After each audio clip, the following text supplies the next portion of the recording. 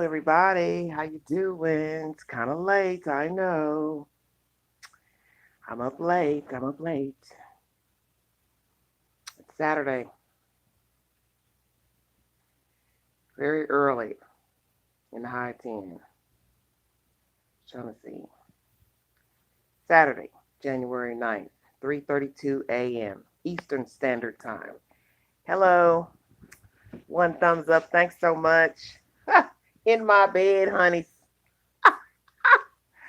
The queen is up. Four thumbs up. Thanks for joining me. I probably won't stay on too long, but my spirit was just telling me go live, whatever's on your mind, speak it, speak it. Hello, dear. Thank you from the UK. Thank you so much. God bless you. ACY, Nitra. Hello, everybody. How you doing? If you'd like to join me on this live, you know how to reach me at Big Sexy 71 on Instagram to give your opinion about this said case of the missing boys. I would like to start off by giving a public announcement. I've got 11 in the room, 8 thumbs up. Thank you. Hello, thank you, Dama Dozen. You all don't sleep, do you? Golly. I was up and I decided I took a shower because I talked to somebody from California this evening, and I'm going to be bringing you their story later today about their daughter. It's a tragic story out of that area that we have been talking about. Thank you so much. California, Cal City, another tragic story. And I'll be bringing you that later. Thank you, Irene. Thanks a lot. I'm going to say something, and don't mind me. I see you're speaking. Hello. I don't want you to think I'm rude, but I want to get out what I have to say. I have a public announcement to make to those who have been hanging around that property at that house. Let me say this to you guys. I'm not the type of person that fears people. I don't fear anything on 2 feet, but I do know at any given moment something could jump off with another human being. And lurking around that property, in my opinion, is no good. I understand some of you want to get the story, you want to watch, you want to show things. Well, I think by now we've seen a lot in the past 2 weeks pertaining to that address, as far as the location, the drone that flew above.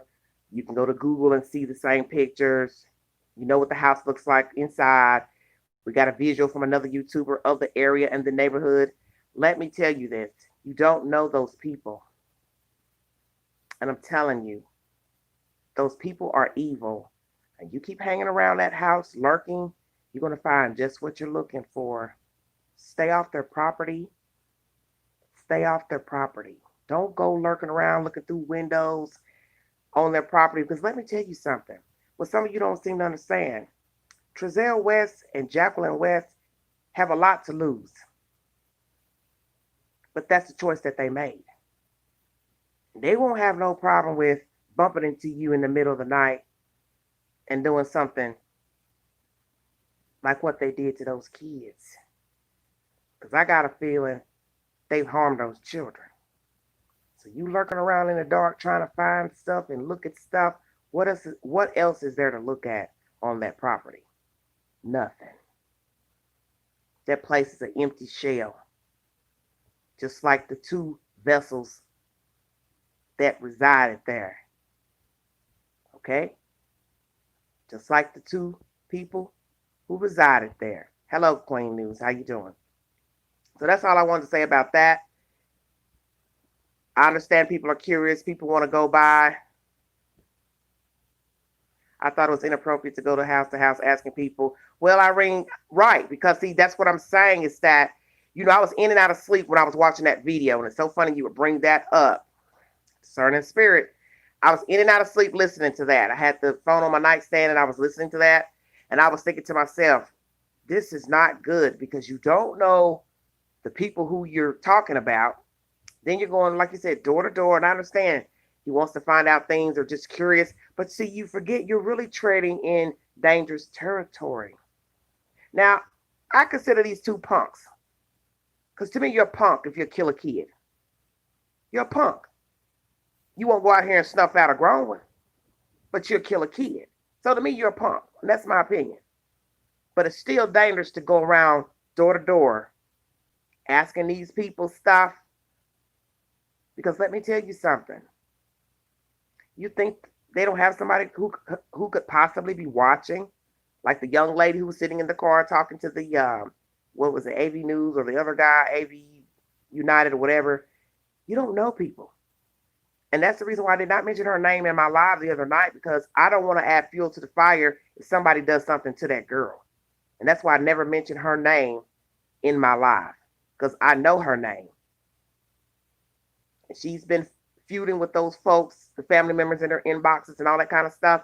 And Queen is not going to be the one to put her name on broadcast. Like I told you all, you can go find out who she is on your own. I'm not going to throw her name out there, because I know there's some sick people out here who wouldn't mind doing something to that lady. And to say that you're not scared of these people, well, maybe not. How do you know they don't have somebody watching you while you're creeping around their house, sitting in front of their house, and they follow you home? And they have somebody wait on you. You see, young lady, you're not thinking. You don't know these people. Some of y'all think this is a game out here. There's something wrong with those two people.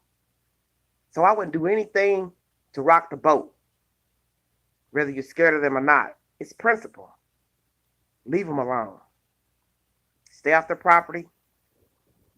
Don't go contacting their relatives.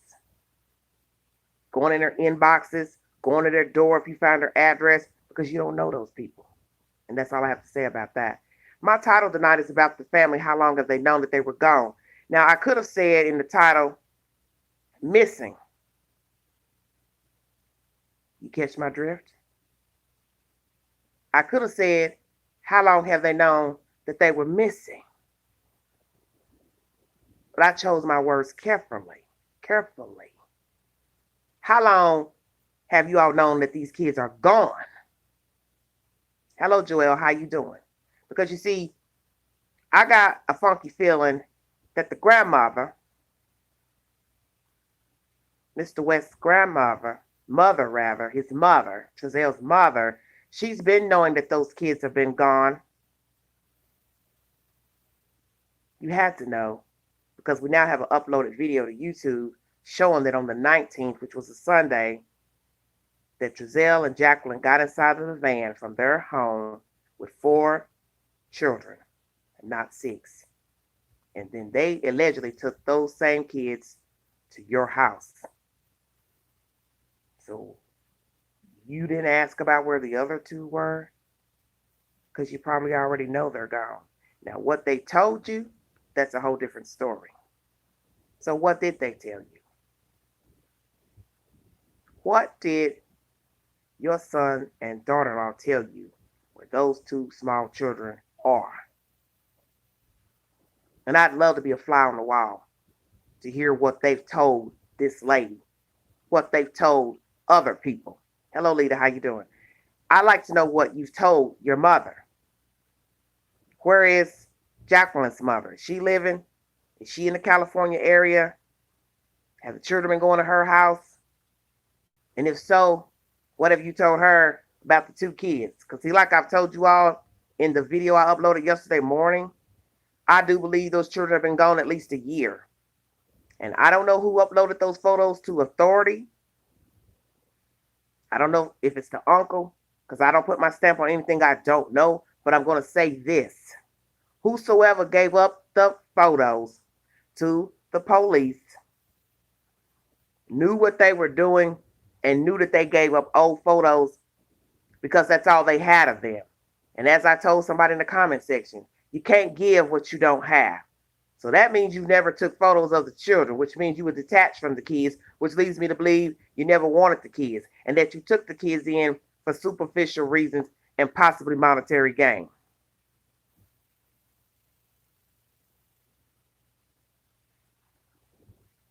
Some of you relatives know those kids have been gone, not missing. To us, they're missing. You knew they were gone. There's a difference. How long have the children been gone? How many of the West family members. Oops, I'm sorry, relatives. You're not a family. Thick as thieves, but not a family. How long have you heathens known those children were not in their custody? Yeah, the rabbit hole is deep, Erica. It is. Because you see, one of you gave those photos up. Okay, well, Marie, I don't have confirmation that the uncle gave the photos. And think about what you're saying when you say that. Why would an uncle in Washington, D.C. give photos to the police and detectives in California? Think about how that sounds. Well, Jenny, guess what? We're not going to never know anything because these people aren't going to tell the truth. That uncle, Mr. Watkins, he's not going to tell the truth. This is what I'm trying to explain to you all. Why would this person in Washington, D.C. give photos about your child to the police and the police is standing in your house? So, Lita, I don't know if he felt guilty or not. But like I said, I always think about what the information is. Well, I saw the pictures long before all this stuff jumped off a week or so ago. That's what made me think that possibly he was the one that gave the photos. But once again, I don't think you all are hearing what I'm saying to you. Why would the uncle give the photos? Because first of all, the uncle's not in California. You file a report that your children are missing. You're standing in California. Are you following me? So when the detectives come to you to say, do you have a photo? You're going to say, hold on a second. Let me call my brother in Washington, D.C. He has more photos to give you. Think about what I keep telling you all. Everything you need to know about this case has already been told to you when the news broke. When the chief of police spoke, he told you everything you need to know. So you're waiting on where are the bodies? What's in the house? What did they bring out in the bags? Oh, you can't get that just yet. You're not going to get that just yet. Thank you, Marie. The parents didn't have any photos to give. That's where I'm going with this. So how stupid would it look to have people standing in your house saying, I need photos of your child, I need updated photos, and you don't have any photos? So why are you going to go, hello, thank you, New Zealand, UK, thank you. You know what they said go on in Washington, D.C. Well, I don't know. But all I'm saying is, no one should be giving photos about your child. Because how's that going to look? The police is standing in front of you asking you about your child, and you're going to say, hold, please, I'm going to go call my brother. He's got better photos of my children. So it doesn't matter who gave the photos. It's trifling as hell. It's trifling as hell. Yes, you would look stupid to go call somebody else to give photos to the police. And 9 times out of 10, the way it goes is protocol. I ask you for an updated photo. You go look for one while I stand there and wait for you to go get it. So then you go in your device and you pull up these 2 old ass photos of these babies. Anybody can see these look like infants. Toddlers, early toddler stage. So, how long have you, Miss Lady, the mother of Trezell West, known about the children being gone? What other relatives know about the children being gone? Did the cops say the brother the doctor gave them? See, I don't know. I haven't heard pallets. That's why I keep telling you all. I don't put a claim on who gave who what, who said what. I don't do that. I tell you what people are saying, but I don't tell you I'm backing that. And I just can't see you calling somebody long distance to say, send this detective these photos. Because how's that going to look to the detectives? Because what they're going to say is, why do I need Why are you calling somebody else? Yeah, we can wait for it to unfold, Nietzsche. But frankly, Big Angie ain't really got to wait for the story to unfold. Because I already know 9 times out of 10, the children are gone. I don't know, Palace. This is just people talking. I heard this a week ago about the uncle and the photos. And that's when I realized these were photos that I had seen on his page. But in my right mind, I wasn't about to sit here and believe that the uncle gave the photos to the police. Because why would I let my brother get involved in sending photos when I'm standing here talking to the detectives? Stay woke. How's that going to look? I got to call out of town to the East Coast to get photos uploaded to the detectives. Well, Palace, don't worry about where the rumor comes from, honey. You'll rack your brain all day. There's all kind of rumors going on social media about these people, about the other bio mother. What's the truth and how the kids got to their custody? You're never going to know the truth because nobody is going to tell you the truth. This is why I keep telling you all why you can't listen at the rumors, because you're never going to know, because nobody's going to tell you, yeah, this is why they took my baby. Yeah, I didn't do what I was supposed to do. Yeah, I did this right here. Yeah, I was living this type of life.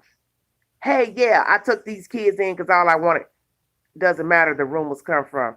Yeah, Palace, I'm not trying to be funny, but what I'm saying is you will rack your head trying to figure out where the rumors are coming from. They already had rumors that the children were found in Louisiana. Well, we now know that it's not true. As I told a commenter tonight, Candace just heard what she heard, and I verified in my live that it was not true, that the people have been arrested in that case in Louisiana. So if you're thinking that those children are involved or people involved in Louisiana, these missing kids don't have anything to do with the baby found drowned down in the motel in New Orleans. And Candace just repeated what she heard. I verified it. So that's that. I want to address somebody else out there in YouTube land, besides the people hanging around the house. You all do what you want to do. You want to get caught up with an omen on your back? Hell, that's your business. Lulu Boss, whoever you are, stop trolling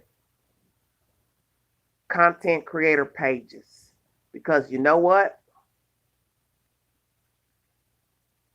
The bodies in Tijuana don't have nothing to do with these children, you guys. Lulu Boss, I know you out there listening somewhere. You have been trolling different content creators' pages for 2 weeks. And when I looked up your name on YouTube, it said you've only been on YouTube for 2 weeks. So that means you never watched YouTube until the story broke. And that leads me to believe you're sleeping with the enemy. And you're on the home team of Trezell and Jacqueline West.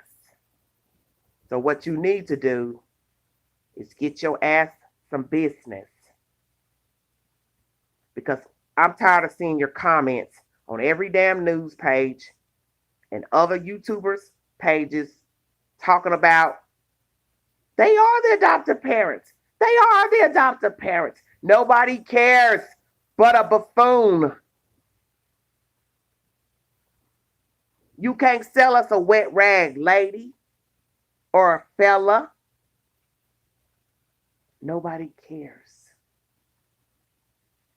about a title. Those two demons are nothing to those babies and to the other 4 children. So you keep trolling these people pages, trying to correct their English and their wordings about who these people are to these kids. You sound like a fool. Because first of all, you don't know them unless maybe you do. And could you possibly be one of their family members? Oops, relatives. You probably are. Nobody cares. You're wasting your time stalking these people, comments, trying to make us believe who Trezell and Jacqueline West are. Nobody cares about who they are or their titles. So stop stalking these people channels. You're making a fool out of yourself. You're making a fool out of yourself. My theory right now about the kids is that something jumped off in Bakersfield. I got a feeling somebody made a phone call about the kids. A doctor called. A social worker called. She wanted to come by. He wanted to come by. Somebody wanted to do a check. They knew they couldn't have anybody come by because they no longer had the children. Now, whether they killed those kids because they didn't want them anymore, they sold the kids, bartered them, sex trafficking, whatsoever. The point is, they got rid of those kids. And what is the motive? I do not know. But those kids have been long gone. And I'm going to put those kids at 1 year. You say they had 3 apartments in Bakersfield. I don't know. They already mentioned the last place that they went to. You can Google that. You put their name in and Google that. But what I'm saying is, something jumped off in Bakersfield. Somebody got to talking. Somebody got to inquiring something. Somebody started being a nosy Parker. Was it a neighbor who noticed 2 heads missing from the group going in and out of the apartment? Was it the landlord? Did somebody start watching saying, hey, every time they come in, I don't see but 4 children? Did somebody go say something to the landlord? Who knows? Well, they think he had a phone in his hand, Leah, because when he walked in the door, he switched his hands from his right to his left like he had something in his hand during the interview. TG thinks he had a phone in his hand. But I do believe they did something in Bakersfield. Somebody was snooping. I don't know. I don't know, ATY. But all I'm saying is something went down for them to quickly try to get a house or another location. And that's that. Something jumped off in Bakersfield, which led them to this place. Thank you very much, Palace. Thank you. And anybody with any sense, when you look at the drone and you look at the circumference of the area, that place is desolate. That place is desolate. That is not a place for kids. Think about it. There are no playgrounds. There's no store in sight. There's no swimming pools unless you had a pool in your own backyard. No park, no trails, no hiking trails, no walking trails, no fake ponds with ducks floating around. They moved there for a reason. They picked that place specifically because it was ducked off from the grid, as they call it in the street, off the grid. And I talked to somebody from California who tells me what it's like living there. As far as 1 hour to go shopping, to go to the grocery store, they'd have to put a cooler in their car so things would not spoil on the way back from the grocery store to a neighboring town. So think about grocery shopping for 8 people. I keep telling you all, everything you need to know has already been told to you. You just want to know where the boys are, why they're not with them. But the point is, you can use your imagination. They never wanted them in the first place. Can't you get it? That's right. No such thing as 2 kids having an accident.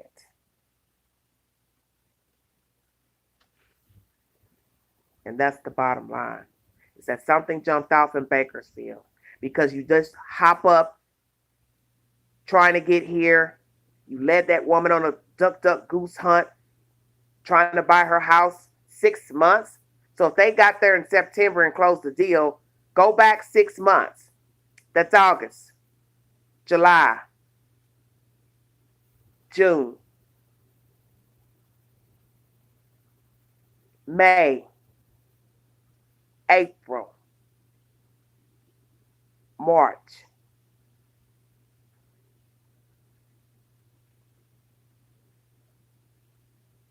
So this is what I'm saying to you. Count it up. April, May, June, July, August, September. This farce has been going on since March.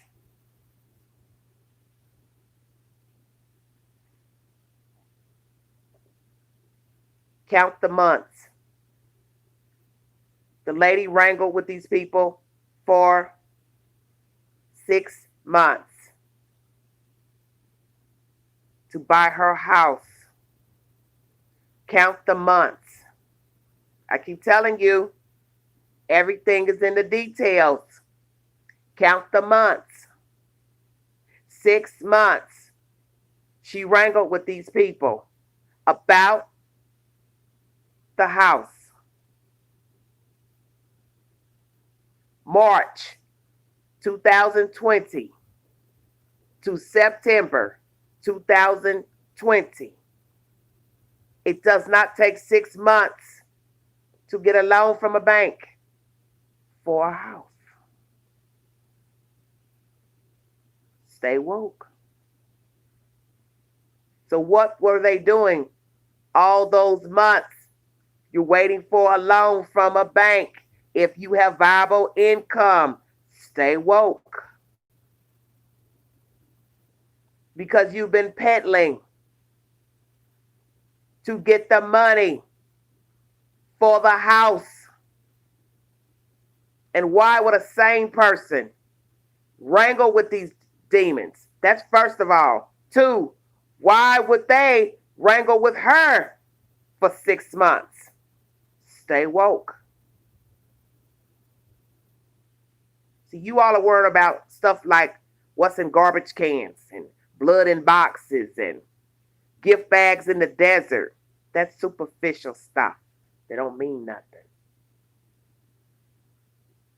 Focus on the bigger stuff that don't make no damn sense, such as 6 months of wrangling with a person about their house. See what I'm saying? You were desperate to get that lady's house. Yes, I know, Jenny. AV's going to Bakersfield tomorrow. They were desperate to get her house. Why? Hello, everybody in the chat. Why were they desperate to get that house in the desert? Well, you can put 3 children in a bedroom. You got to remember, people grew up poor in America. They've slept more than that in a bed. That's right. They wanted to get out of the way. And anybody that you talk to that's from Cal City will tell you it is far off the grid. And it's not a place you would go with children in a modern day where you want to go places and be accessible to the doctor's office, the dollar store, Walmart, the movie theater, shopping stores. Stay woke. Isolation. Because you've done something foul in Bakersfield. And you don't want nobody come treading looking for you. But you see, so long as you use your social security number, they will come look for you. Because you still had 4 more kids to take care of. And 9 times out of 10, you were receiving something from the government for those 4 kids. State, medical, stay woke. welfare checks. You were not leaving nothing in Bakersfield. And you think, well, that's stupid. You think, well, that's stupid. And your family is just as grimy because they have known that something is awry with you all. And they know you better than anybody in YouTube land. Any commenter, they know you. And if they have aided you in these lies to authorities and the public, they should ride the ride to the courthouse alongside you because they're just as complicit. Because there's no way you're going to explain to a sane person why you had two biological children, adopted two children, then went and adopted two more children, and now two more children are missing. And nobody's asking where the hell those two kids are. Stay woke. You all know something, and you're just as dirty as Jacqueline and Trezell West. And that interview you gave was a farce. You talked in riddles, Mr. Trezell, round and round and round, and made no sense. And you took too many breaths in between speaking, which a sane person, honest person won't have to do. I don't need to breathe to tell the truth.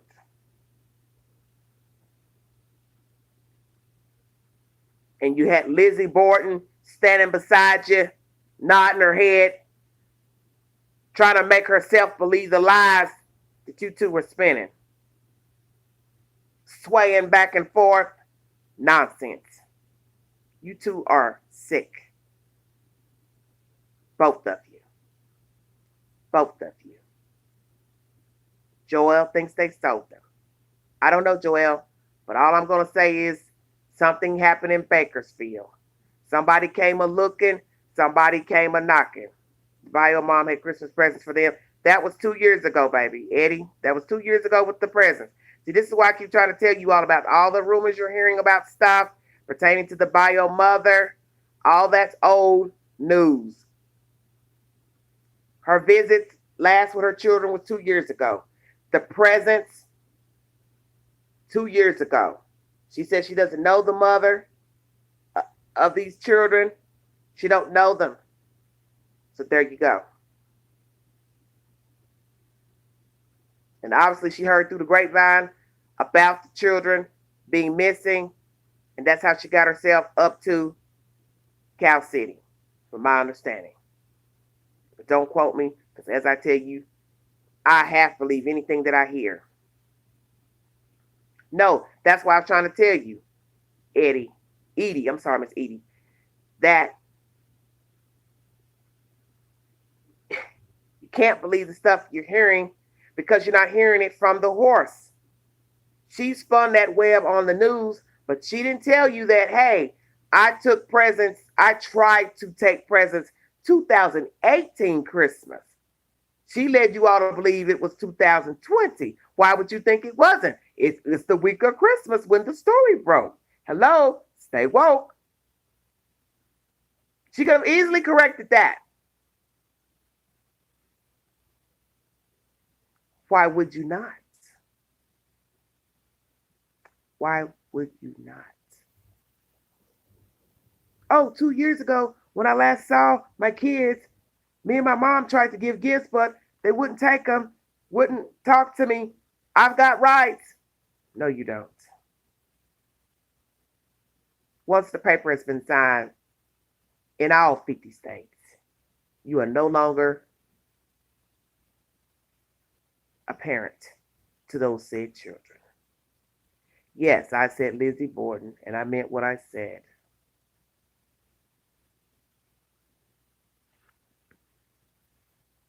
Yes, his family knows.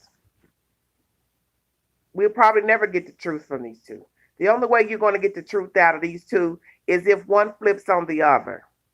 9 times out of 10, she'll be the one to flip.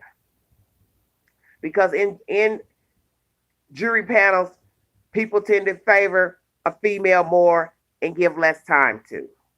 And they always say the person who gives the information first is the one that gets the plea deal. So whoever goes first to give the plea, that's the one that'll get the lesser sentence. Hold on a minute. I don't want you to think I'm not looking at your comments. Do you think with your heat that kids are alive? Do I think with what, honey? No, no, I don't think the children are alive. No, I don't. A commenter asked me that tonight. Why all of a sudden you thinking the kids are no longer alive? I really never thought they were alive. Oh, that's okay. With my heart, yeah, my gut, my intuition, my discerning spirit tells me they're not alive because what I'm going by is what they've given me. I'm looking at the lies you spun in the news. I'm looking at the stuff that you said you did and did not do. And now we have video surveillance showing that you didn't. And I don't want you all to stop worrying about the police and the FBI, what they're not doing. Because what you have to understand is they can't tell you everything. Because we don't even know how far this situation goes. So possibly they're still talking to other people. Do you understand? You forgot they have cell phones. You don't know the conversations that have been on the phones. You don't know who all the people they've been talking to. All the people they're still talking to. You see, understand what I'm saying? All the neighbors that have lived around them, family members, school teachers, relatives. And of course, they're watching the Lie Book and YouTube. Oh, yes. They watch. And you all have given them a lot to watch. Well, Marie, it may be a big family. And it might be all them little members that knew about those children gone can sit side by side with them at a table in front of 12 members of a jury. It won't bother me none. Because I keep telling you all, we don't know these people. No, the truth won't stay hidden. Well, baby, it don't matter how many members it is. Because what did I tell you? You have telephone conversations. You have inbox conversations. And that's why we have the FBI. Because the FBI office is bigger than Cal City Police Department. The media stunt. They're just dirty. They're just dirty. I hope they're watching now. And I meant what I said in my video yesterday morning. I will be your worst enemy. I will not let it rest. I will always talk about you on this channel. I will always mention your name. And I will always stand firm that you harmed those kids. You told that when you gave the old photos. Ding! That was a flag right there. We didn't know that at the time. But you told on yourself when you gave the old photos, dumbass. What the hell would you give the detectives and FBI old photos of your children that you currently take care of, that have been in your custody for over 2 years? You told on your damn self. And anybody that rode the ride, mama, grandmama, cousin, you need to go down with them. All of you are foul. If you want to call me on Instagram right now to give your opinion of this case, dial me up, Big Sexy 71, and I'll let you talk to the chat and give your opinion.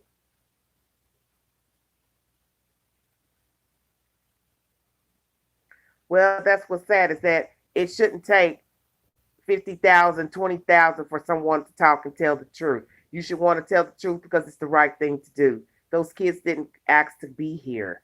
They didn't choose Ryan Dean. They didn't choose those fathers, baby daddies, whatever word you want to call them. And they didn't choose the West. They didn't choose that couple. They didn't know them. They didn't know a damn thing about those people. And it's not fair that we're even having to worry about where they are. Well, nobody can sleep, baby. And I hate thinking about what went wrong or horribly wrong with these kids because I don't even want to think about what they did to those babies. And I don't care if they were problematic, rambunctious, another word you use to telling yourself, Giselle. Only a fool would have used that word during a live interview. You were basically saying to us and the public, you were reliving what you were going through at the moment you dealt with those kids. That's why I know they're probably not alive. Because you were speaking in the moment that you dealt with the kids last. I keep telling you all to look at the bigger picture.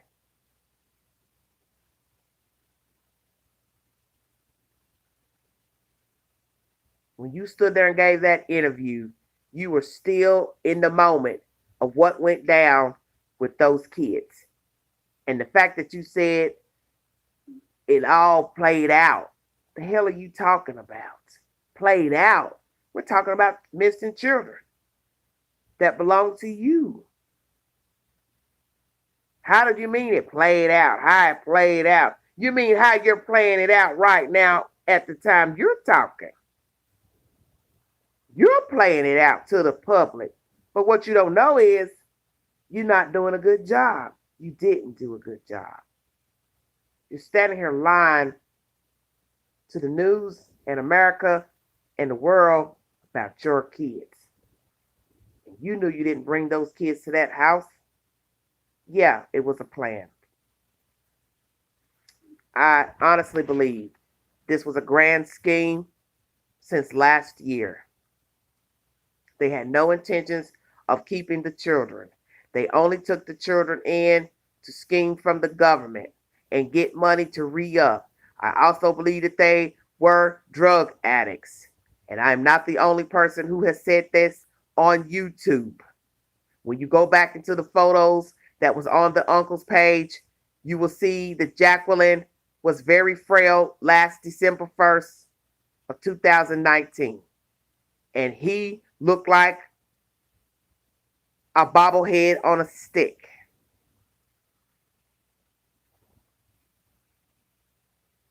A bobblehead on a stick.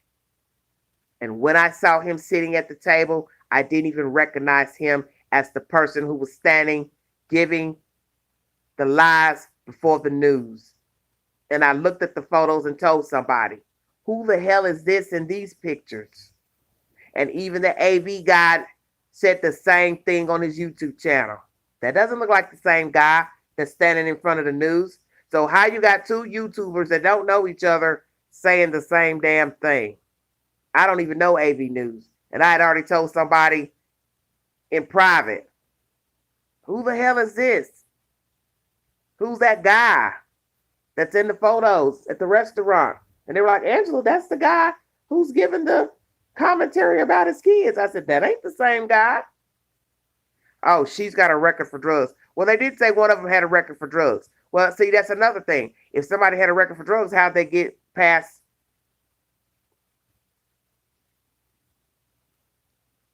Call me up.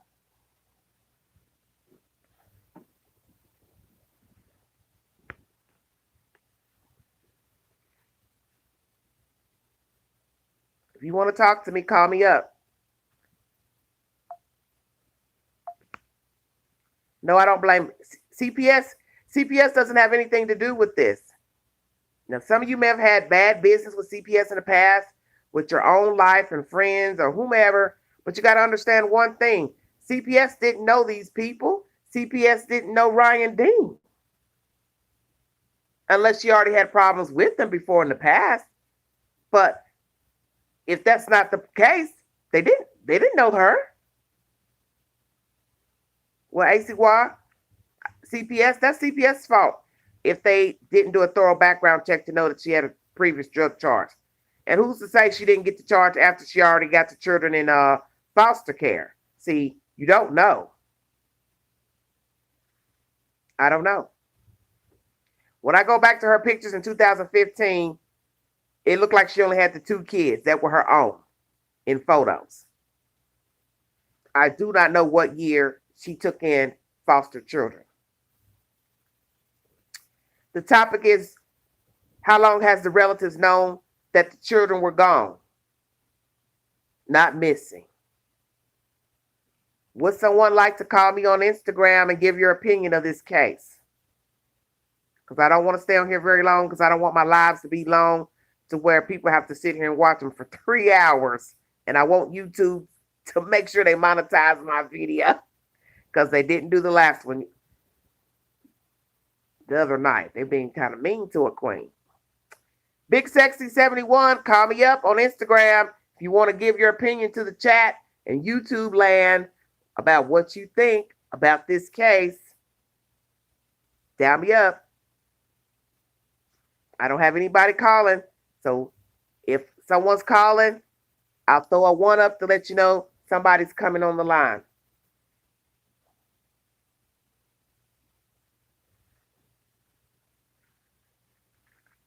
I'm ready.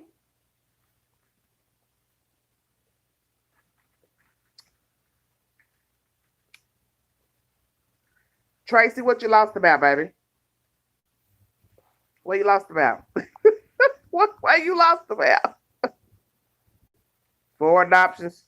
2 adoptions, Jenny.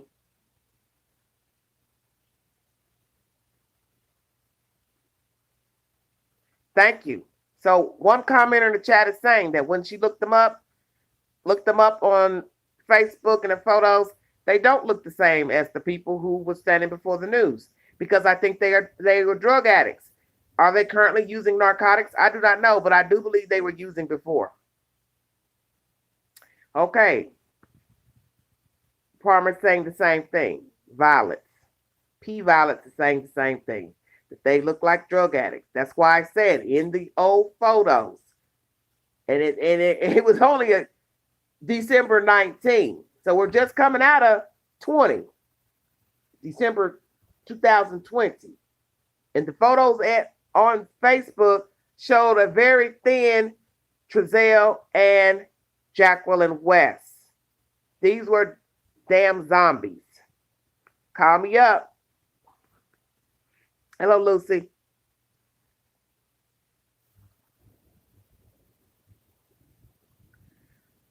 Anybody gonna call? Walking Dead. Y'all are crazy.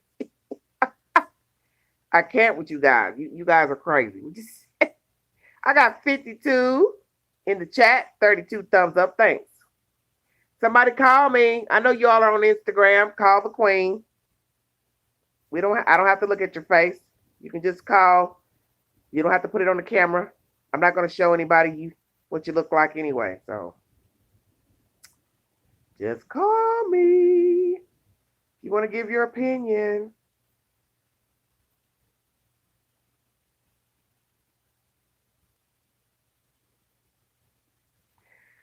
"49 minutes into the video."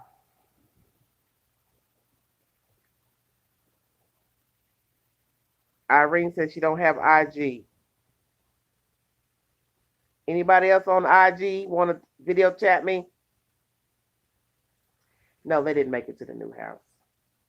I don't know why everybody's so shy. Nitra called last night. Hottie Stuff called me last night. My regulars. Nobody has IG. What? You all aren't on Instagram? I don't believe it. Yes, very sad, Lucy.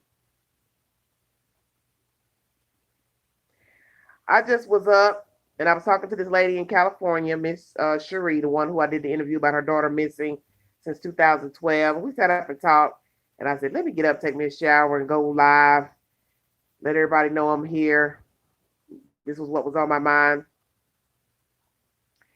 Tracy, just Google missing boys in Cali City, California, and just follow the first live interview, and YouTube will pull up different storylines in the queue when you on YouTube. Okay, Irene, that's okay, baby. I can't believe none of you are on IG. It's a video chat. This is crazy.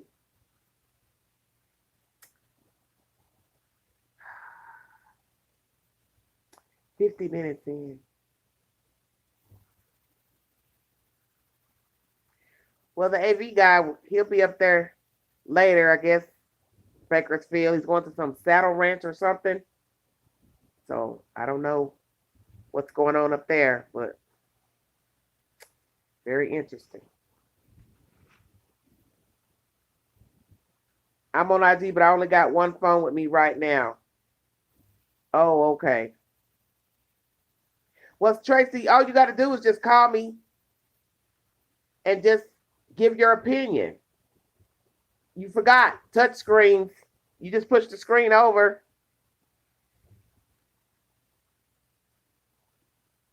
You can still be on YouTube and IG at the same time. Everything's touch screen. Thank you, Lucy. Thank you so much. Thank you all for your support. Oh, in Australia. Well, Edie, maybe you need to read up right quick and call me back. I'm not going anywhere. I'm gonna try to stay under an hour. I'm already approaching hour number 1.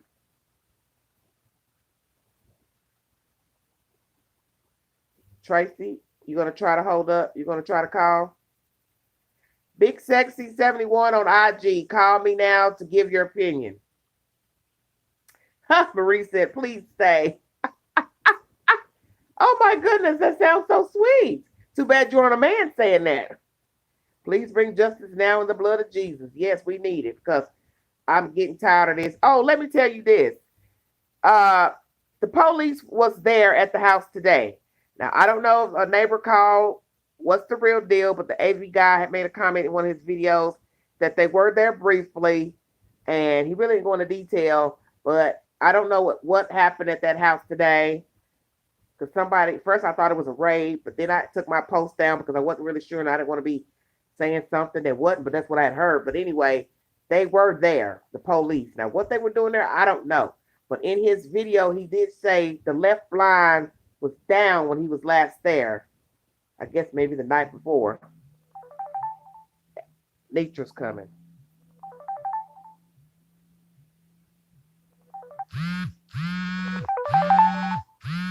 Nitra.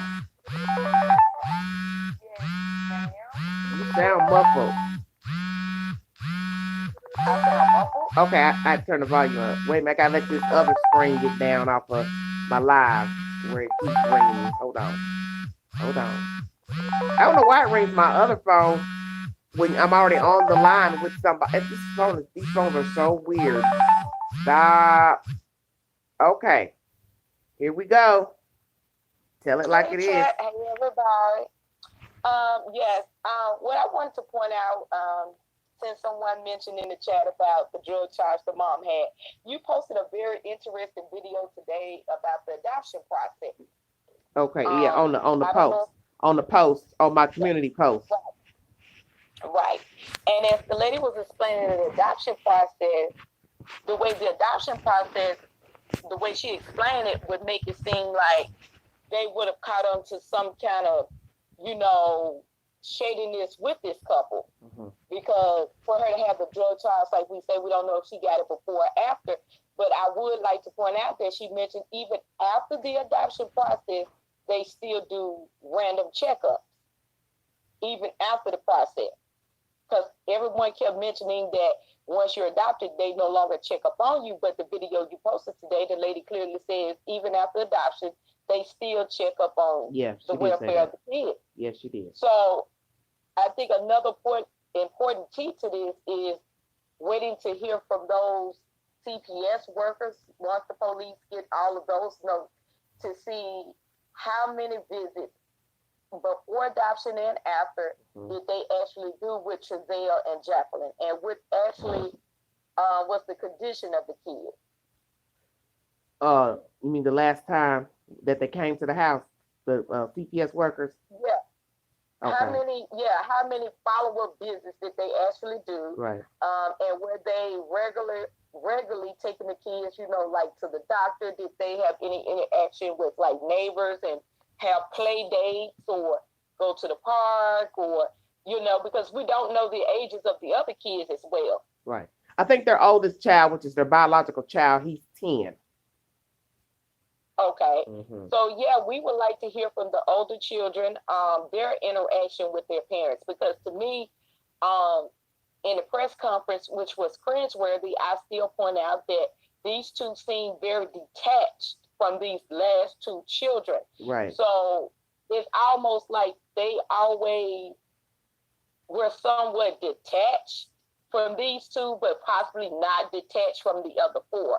Although they could have planned on doing something to the other two adopted kids. See, I thought about that too, Nitris, that at this point, I don't trust Trezell and Jacqueline. And I right now, I wouldn't doubt that they would have done something to the other two. But this is the crazy part that I have already said that don't make no sense. How are you going to explain to people who've known you to have 6 kids, what the hell are you going to tell them you did with the other 2? What are you going to tell people? Even if you move to New York, you move to Ireland,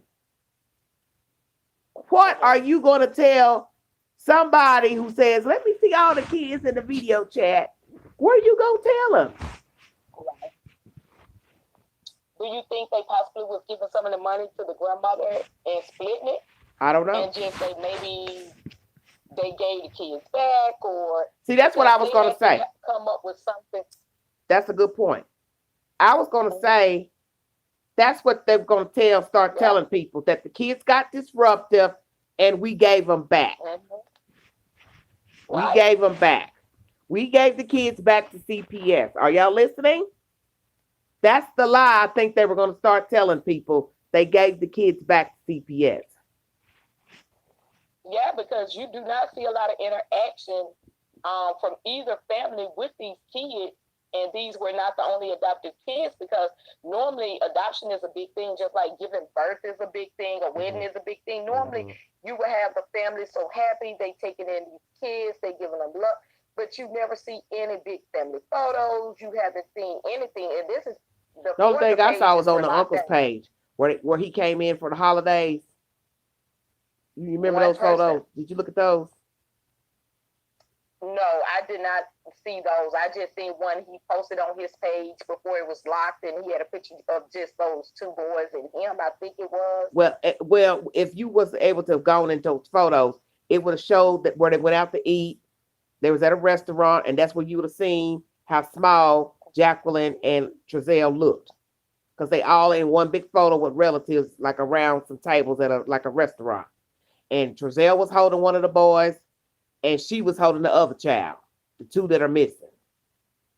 Yeah, because that's what I said seemed weird. Like, is that all that they have? And like, because it's just very cringy to believe that her family has no photos, that they family don't want to speak. They gave all the Dear John letters. It's just very cringe-worthy that these were children that's missing, possibly deceased. And it's just like, mom's the word with both sides. Just, we not gonna search. The police told us to sit down. We not gonna get no interviews. We did the press. It's very all kind of like surreal. Right. I've never seen anything like this. Right. I mean, it's odd to not even post a I know what you're flyer saying. Well, and nothing. The people in the chat are saying no bikes, no toys. Hola, how you doing, Miss Baby Zanessa? The people in the chat are talking about not having toys. If somebody being high up in power. Let me tell y'all something. That uncle don't give a damn about those kids. I don't want you all to start sitting here worrying about that, because look how long it took him before he started making any conversation about those Mhm. kids. He never got on a public platform in Washington, D.C. or the NAACP to say those kids are missing.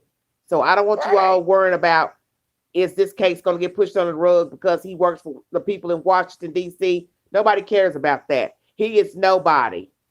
He puts his drawers on the same way you do. So he ain't nobody. And I'm saying it to you, Jamal Watkins, Big Ange in Yes, Tennessee, don't give a damn about you. I'm exactly. not impressed because he didn't go Yeah, say anything about him. So who cares that he works for, in Washington, D.C.? I'm sorry, baby.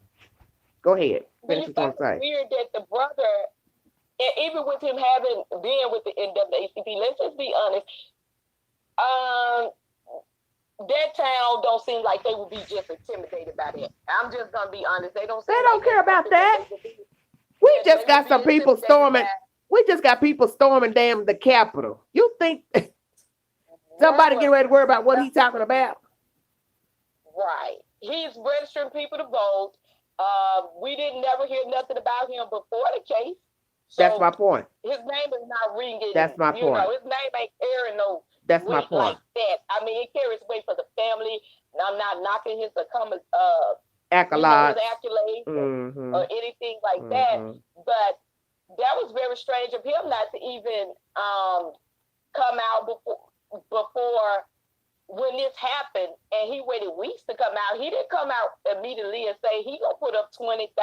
He could have put up 5,000 or 10,000 or raised 15,000. He could have threw something. You know together, what? That raised is a money, very funds. that is a very interesting statement you just said. That's why I keep telling you all, everything is in the details. That is interesting that old boy didn't come forward and said, I'd like to put up $6,000-7,000 for the reward Right. He big to money bring for my He big nephews for home. The NAACP wouldn't. So what, baby? I said the NAACP wouldn't have gave him the money to put up for missing children. Probably. If you ask. You gotta ask, don't you think? He in the organization, and they wouldn't have said, "This is our fellow brother. These are 2 African American children missing. Let's get the money up." They might not put out an Amber Alert or nothing like that, and they didn't do that. They wouldn't have done that. Well, we haven't him. heard anything. I haven't heard nothing. Right, because I don't even think he believes the story he's putting out. That was the point. Yeah, but he was talking crazy to everybody else. My leg itching. But that was for TV. Hold on with that. Get him. You got a dog? Yes, I'm telling What my you girl got? to get the dog before the neighbors call police and say my dog is barking. Why? Yeah, What, you live in a house? Yeah, but I have neighbors, so Lord, you know I ain't want to talk about no neighbor problems, Lord, no. yeah, I just came from the neighbor apartment. I did like 10 plus years in an apartment, so that's why I understand what you're going through. Oh yeah, because this apartment living ain't getting on nothing. Exactly, but I'm gonna let somebody else call in. But that was just something I wanted to point out. The brother could have fundraised the money on his own. Yeah. People do have to realize this the public doing it. Right. So the public ain't gonna take you These are crazy business with it. owners.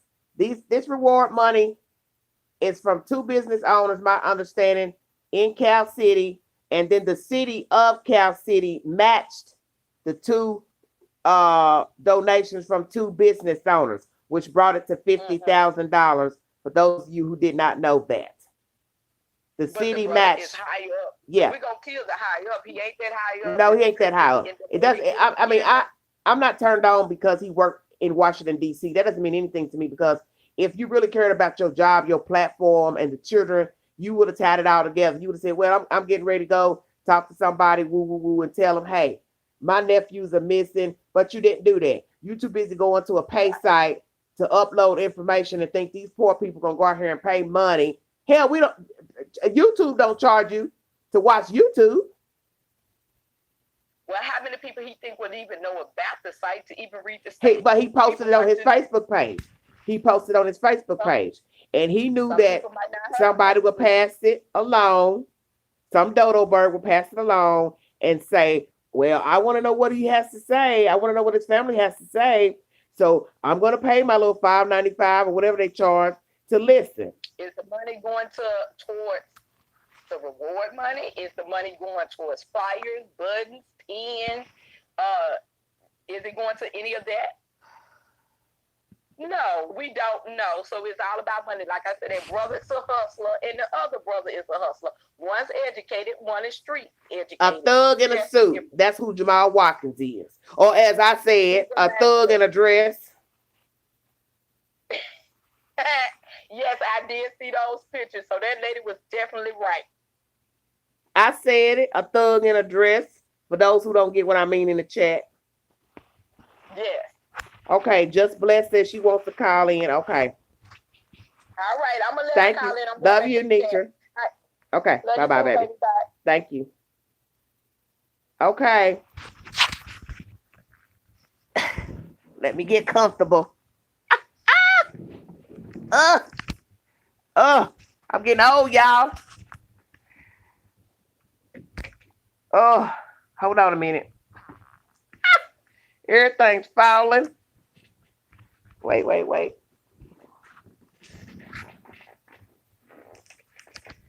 Woo. Trying to get comfortable. Because I'm in my bed. I had to get in here, honey. This pillow is silky, and I'm just sliding all over it. Hold on. I'm going to put my other plug in. Okay. Come on and call me. Just Bless. Wait a minute. I hate all these wires and stuff. This stuff gets on my nerve. She gonna call?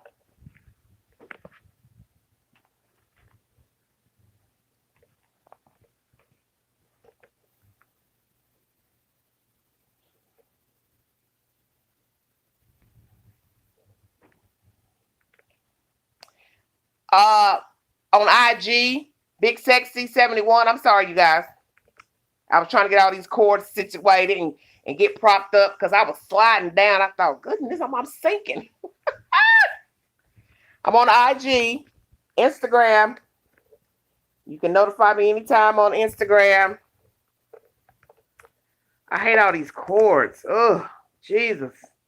I've got this little thing that you can plug up all your cords and stuff, and it just, I hate dealing with them. Trying to find a way to prop up my. Hey, better than a hospital bed. Okay, call me, Miss Bless. IG. Just video chat me on IG, baby.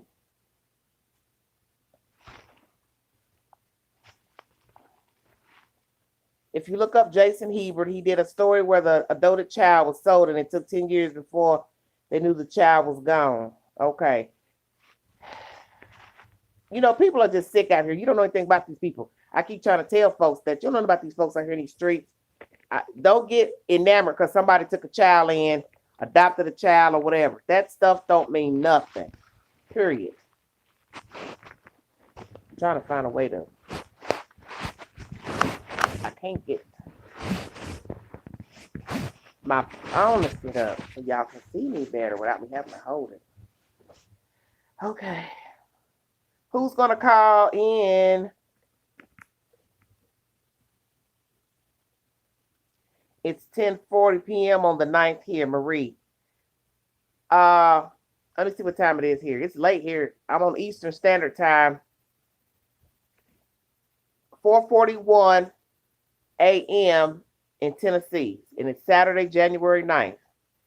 Who's going to call the queen on IG now? I'm ready. I got 48 in the chat. Just Bless. Just pull me up, baby, and send a message, and then I'll accept it to a video chat. Well, Zanessa, you got to want to do that. Do you understand what I'm saying? That's the point. Big Sexy 71, you can't find me?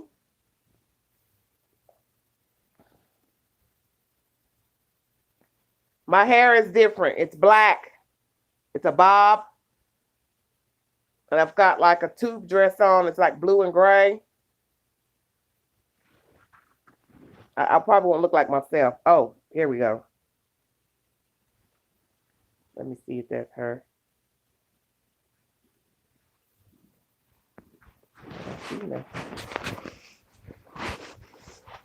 Hold on, you guys. Trying to do all this. Whew, Lordy. I don't know.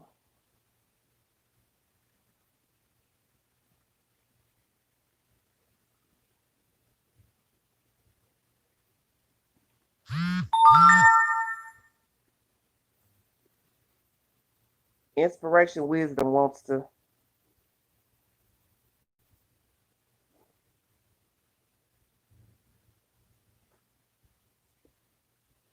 Okay, I got her coming in.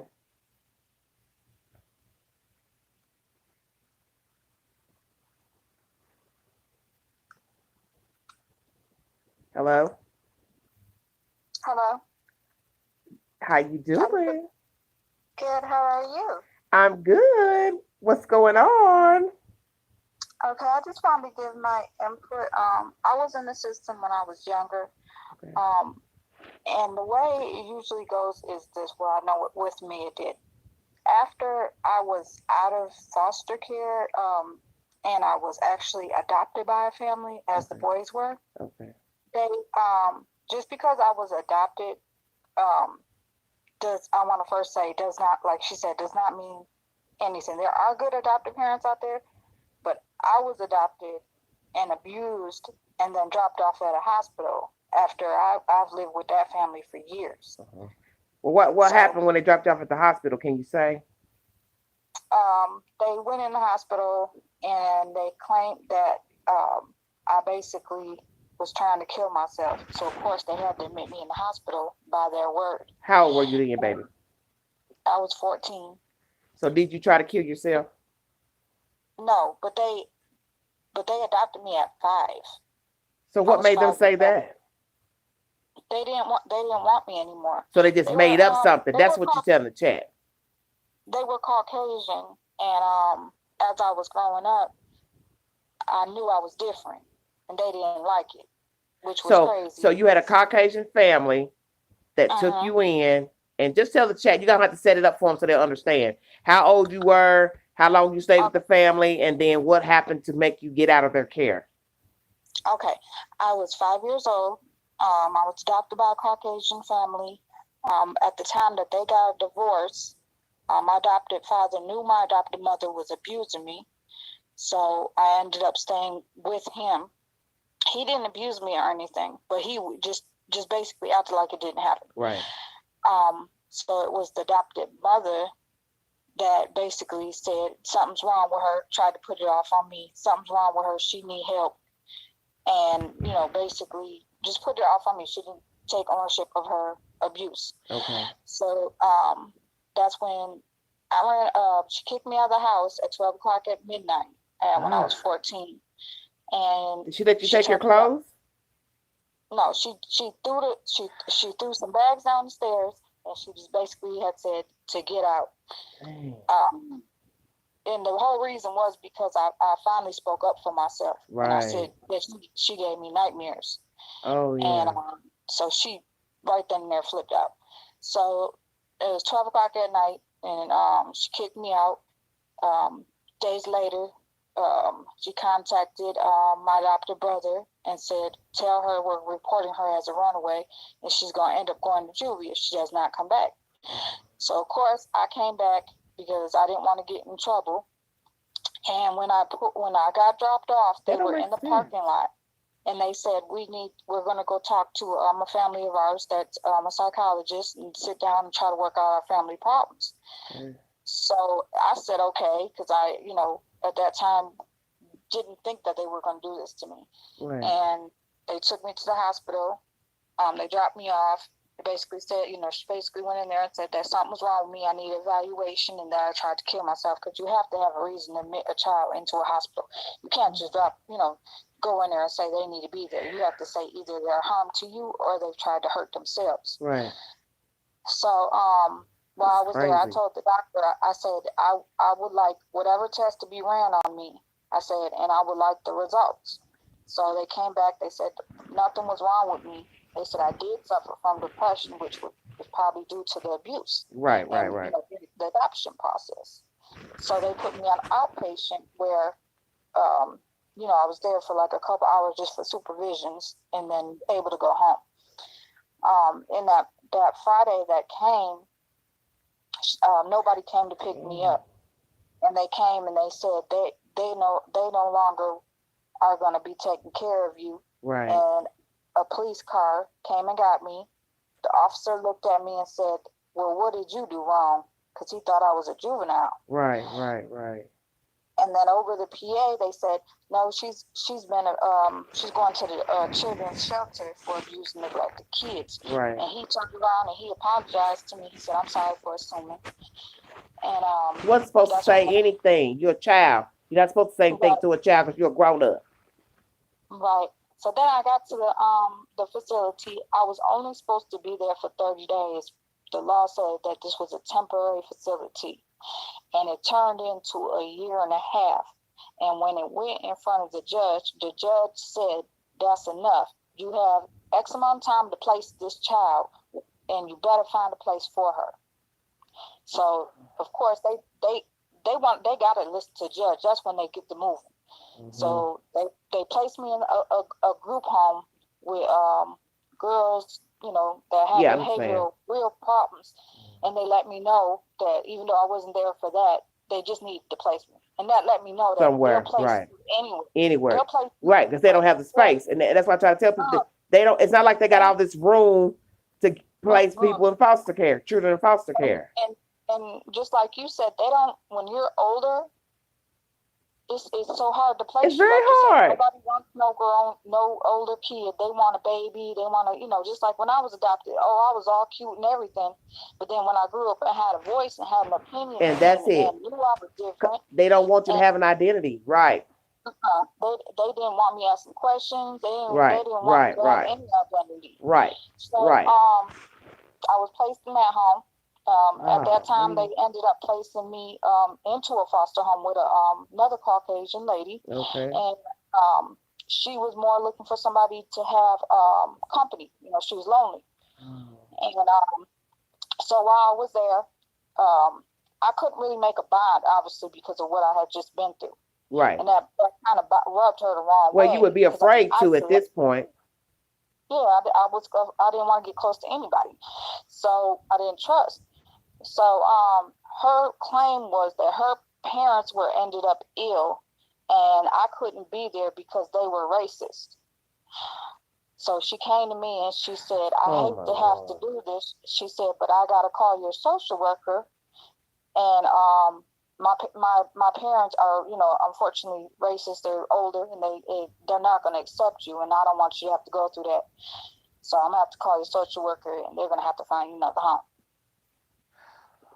So that's how the children get bounced around. You could be a child that's not a troublemaker or anything. This is true. And if they want to throw their hands up, they can throw their hands up at any time. But I think they do it often. I think that's what a lot of foster parents have done over the years with children. They find the slightest thing wrong or go look for things wrong, and then they go call social services to tell them to come get the kid. And the kids haven't done anything. They haven't talked back. They haven't raised their hand. They haven't ran away. They haven't gotten any trouble, haven't stolen anything out the house. Just somebody decided, you know what? I ain't vibing well, or they ain't doing what I want them to do.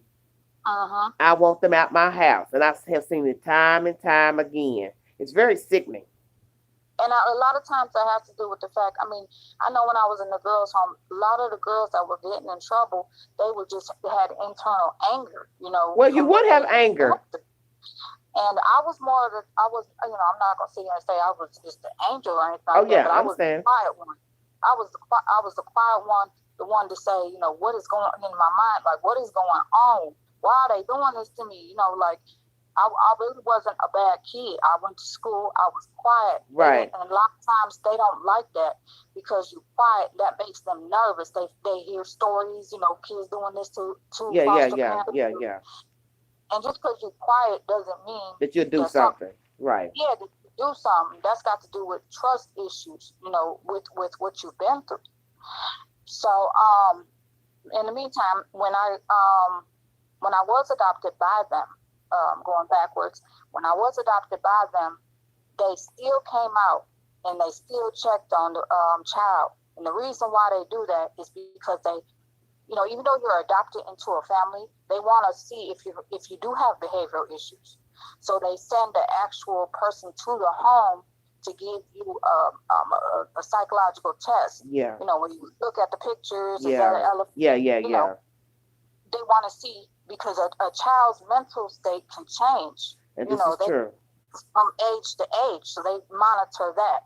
So they would come, probably like every 6 months, they would come in the home and they would ask questions. But again, they would stay. A lot of social workers come in and they come in for 5 to 10 minutes. They just want you to sign that piece of paper, right, and go on to the next case, because they have so many cases. So many cases. You're just a number. It's not no, real questions being asked besides, are you eating? Do you have your bed still? And are you being clothed? And are you going to school? Like that was basically what was asked. And thank you. Can you sign this form one? Right. And then they went on to the next one. Right. At the time I was being molested, they had no clue.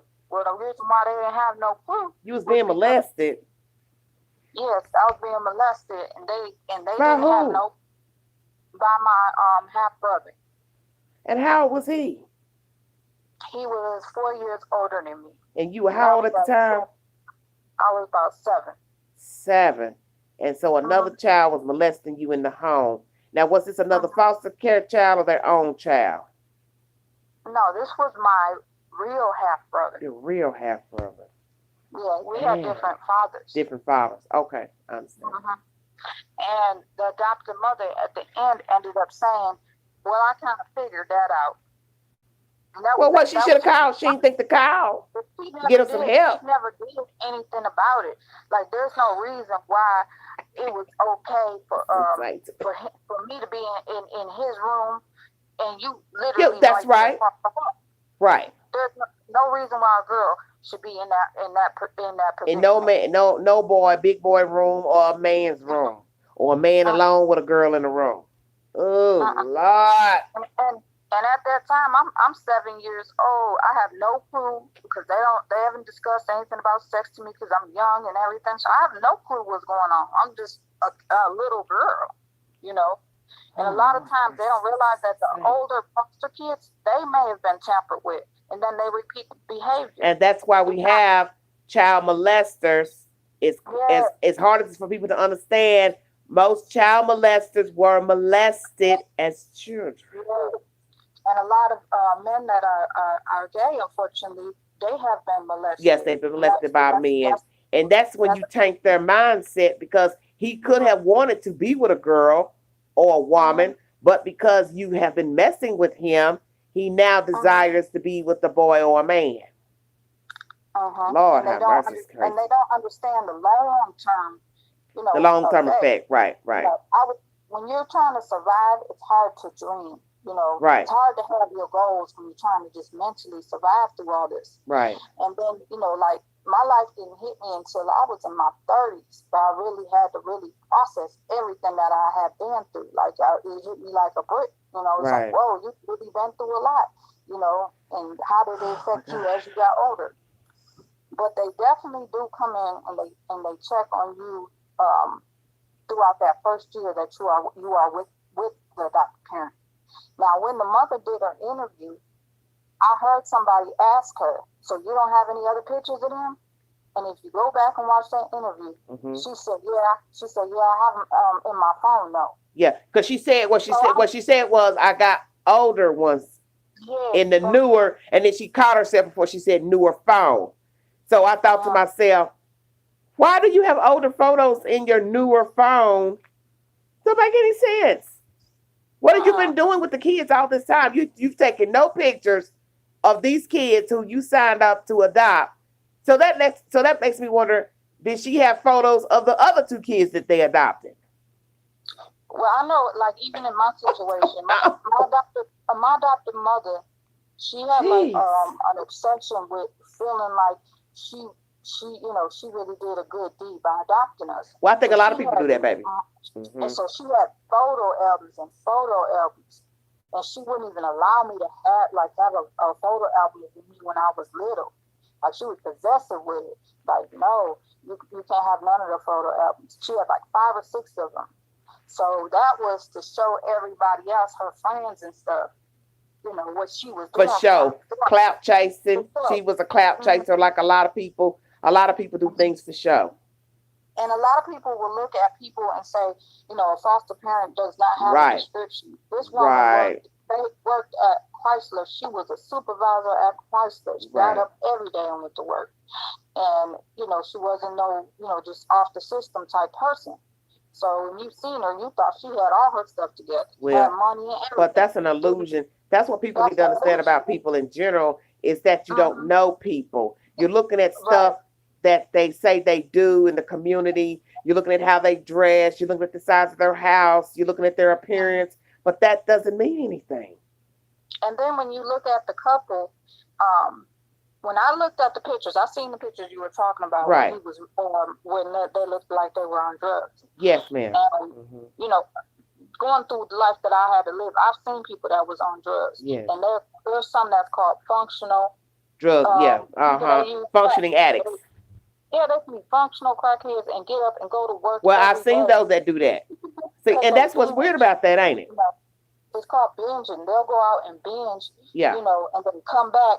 They'll look healthy again. And then the next minute you see them, they look like they lost all their weight. They got their eyes sinking in. Yeah. Look like they ain't had no sleep. Yeah. And they go through that. They can go through that every 6 months. And do you know that's how he looked to me? That's how he looked to me in those photos where he was sitting at the table. He had these big old eyes. His head was huge, bigger than his body. But then when I look at him standing there on the news, it's like I'm looking at another person. And I thought, well, of course, with a mask on, you can, be covered up and not really know the person. Because frankly, I don't know him. But I'm just saying, even through eyes, you could say, oh, yeah, that favors the person I saw in that photograph. But I'm telling you, the person standing there in a mask does not look like the person in the photos December 1st, 2019. So I'm going to tell you what I thought. I thought they had been hoodwinking us and that it's 2 different men. Now, y'all heard what I said? That's how much I saw the picture. You saw the picture too? He did look. And Thank you. The other thing I wanted to mention was when, because of what I've been through, I could be in Walmart, I could be anywhere, and I could see a kid, and I could see a broken spirit. And the way you see if something's really wrong with a kid is like you see in them boys, the eyes. It looked like their spirit had been broke. You'll see a sadness in their eyes. I didn't know how to even smile until I got in my 30s. Honest to God, it felt weird for me to smile. Like I didn't know how to smile. Right. And well, you didn't have anything to smile about. That's what I'm telling people. You all don't understand what it's like if you've never been in foster care. You're talking about everybody else, the mama, the bio mama. But what about the child? Did you all ever think about what the child is going through? How the child feels to be in foster care, going from house to house, waiting to be adopted, hoping that the day they come home from school, this won't be the day that somebody tell them, well, you got to pack your bags because Miss Millie don't want you no more. Mr. John said things ain't working out. I don't think people really grasp the understanding of that. And just the fact that the child feels that it's their fault. Of course. They blame themselves. They want to know because nobody's telling them the real story of maybe what happened with parents or anything. So they just lost. Like with a closed adoption, a lot of times that file is closed. So that if I really wanted to go find out what happened, I wouldn't even be able to find out anything about my birth parents because they made it a closed adoption. Wow. So that even if you turn 18 and you go digging for your past, you're not going to find it. And then they changed my name the same way as they did those boys. Okay. And they changed my whole name to the point where when police pull me over, they think it's a fake ID because they gave me a Caucasian name and I obviously don't look like a Caucasian. Okay. And don't, it's a Caucasian last name, and it doesn't match up with the way I look. Right. So they'll think I have a fake ID. Like you got So, like a German or a Polish last name. yeah. So when those kids' names were changed, a lot of people don't understand that they already knew their names. That's like calling your dog a different name. Your Right. dog is not going to respond. And people So do imagine that too with their animals.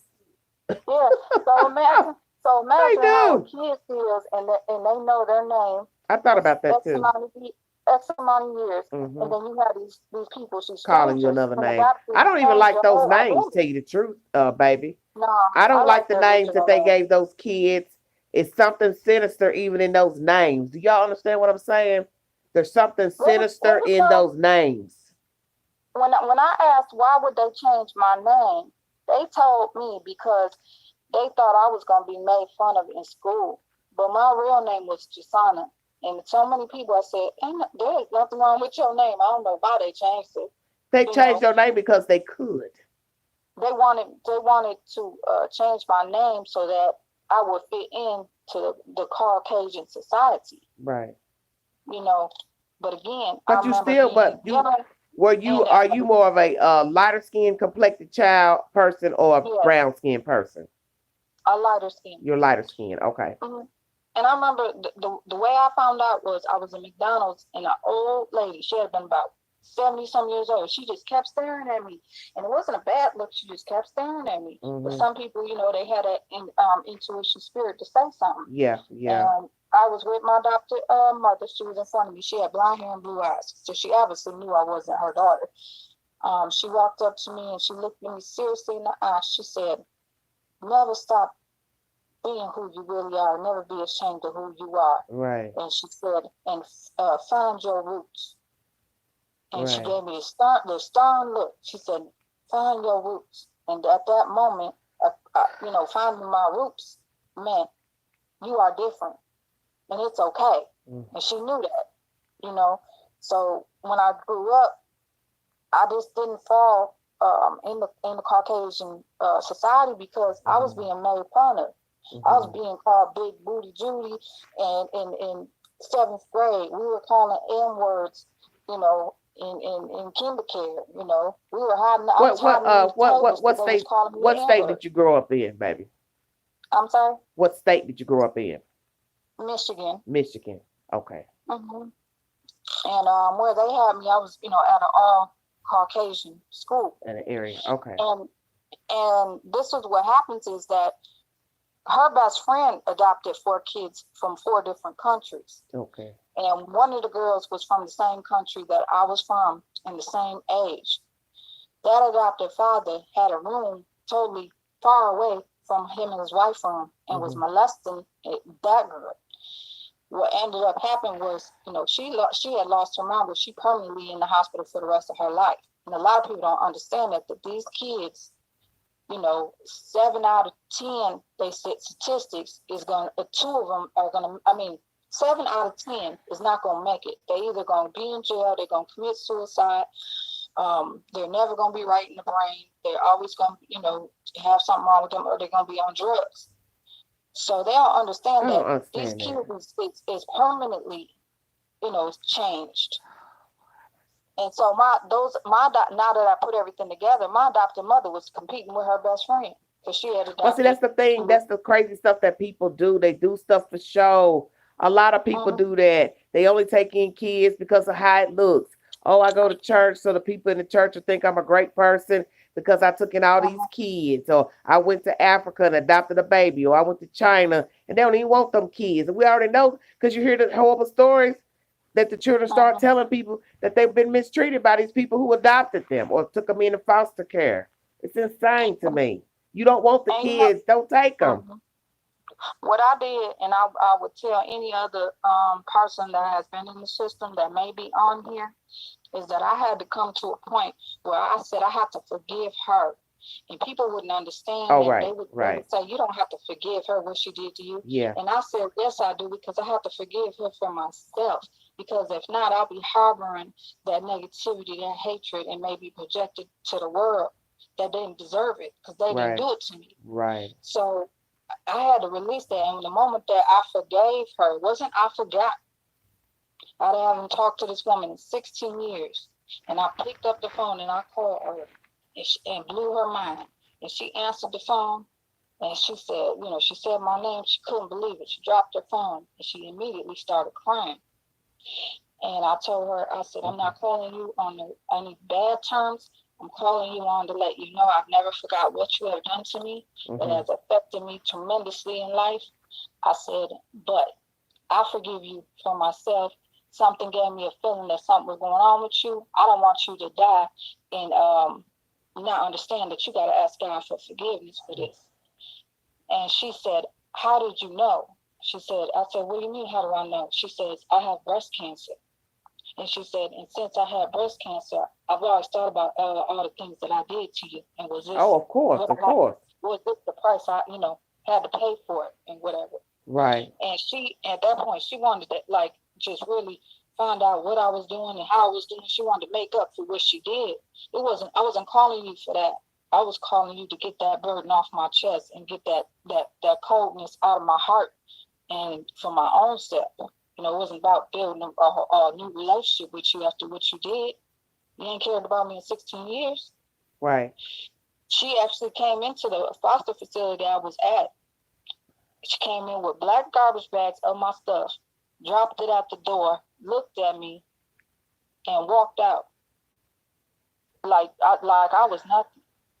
But you adopted me from a whole different country, from 5 years old. So that's my point, is that just because people adopt people, well, that's the whole point, is that it doesn't matter. It does really not doesn't. matter. And that's what's sickening. Yeah, because when people, if I tell my story, they can't believe that somebody would actually go through the process from another country. They keep on looking at it like, ooh, they went to that extent. Where are you from, baby? Their ego went to that extent. What country are you from? Where were you born? Costa Rica. Costa Rica. Okay. Okay. And they look at it as the extent, like, why would they go through all this to adopt you if they didn't really care about you, love you? But they never put in an equation that they may have a mental problem themselves with their ego. Oh, well, you have to. Yeah, they have to have a problem. Most definitely. And listen to how God worked. Come to find out, she told me that she ended up going to counseling. She said when she walked in the counselor's office, it was the same lady that worked at the hospital that she dropped me off at that had to evaluate my mental. This was 20 years later. Right. She said, I said, well, what did you do? And she said, I walked out.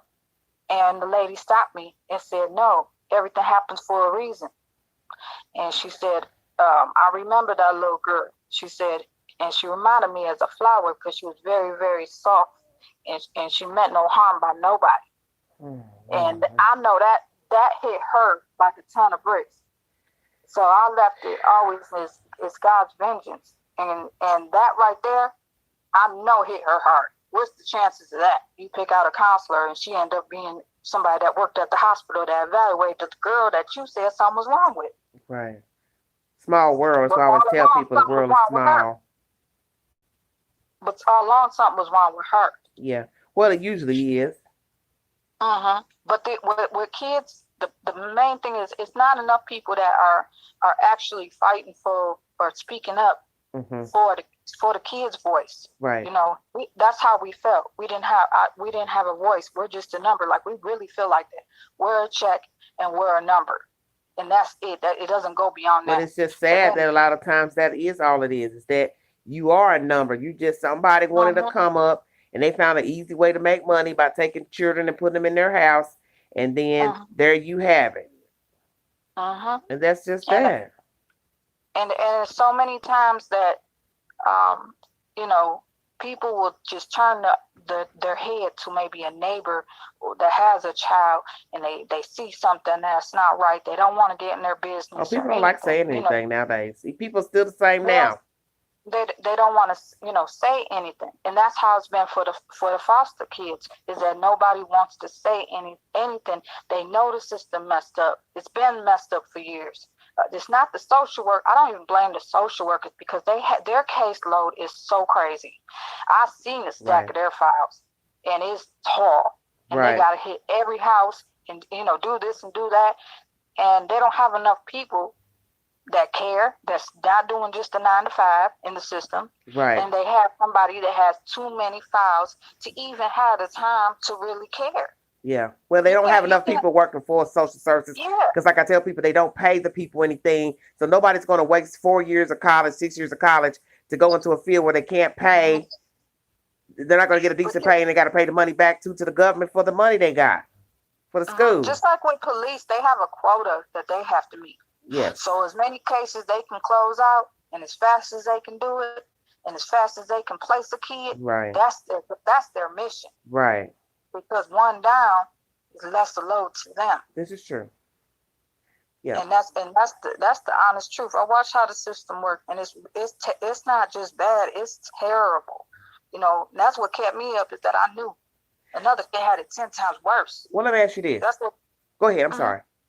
So let me ask you, what do you think of CPS? Do you think they really want to try to keep children with their families? Tell the chat what you think, because a lot of people have varying opinions about feeling like they're trying to break up families. No. They actually, that's how they start out, is that they even say it, we're for the child and we're for the family. And the best interest of the child is to be with the family. Mm-hmm. So we try to rehab the parent, you know, whether they have, you know, a Problems, drug addiction yeah, or whatever. They'll work with the family for a period of time for them to get themselves together. And then what ends up happening is those kids go back to that same home where nothing's changed. But nothing's changed, and they're being abused or being molested still. The social worker comes out to the house. The kid is not going to sit there and say, I've been abused, and they know this lady about to walk out the door. Right. So that I've always disagreed with. They should be able to take the child to another facility, to another place, mm-hmm. and have a child psychologist sit there and ask the child exactly what is going on. It should be, no, you go back to the house. If you have a big wolf upstairs, you're not finna try to piss that wolf off. Because you know 9 times out of 10, I mean, when they ask you stuff, they ask you in front of the person. You're not supposed to do that. You're not supposed to ask a child, how's everything going in front of the adult. You're supposed to take the child separately somewhere else and have a talk with them. Well, like with me, they did do that. But mind you, when you are a child being abused, you've already been threatened. You've already been brainwashed to never tell that secret. You know, you're made, you know, like with me, she was calling, you know, I was 10 years old. She was calling me a slut. Like, that's how her mind was. She was like, you're not going to be nothing but a slut when you grow up. You know, so I was already verbally, mentally controlled by her to feel less. How old were you when she was calling you that? She was just mentally not there. No, I said, how old were you when she was calling you those type of names? I was about 9 or 10. How you gonna call a child a slut? And the reason why she said that is because I took some ice cubes and I had ear pierced my ear. I don't understand. So I ear pierced my ear twice at a little slumber party. Mm-hmm. You know, the girls do that. Yeah. Came back and she said, that's when she went off on me and said that and everything. But the main thing is that they brainwash the kid. To not tell. Right. That's the purpose. To feel less and Intimidation. Intimidation. Mm-hmm. Yeah. They shut your voice down. Right.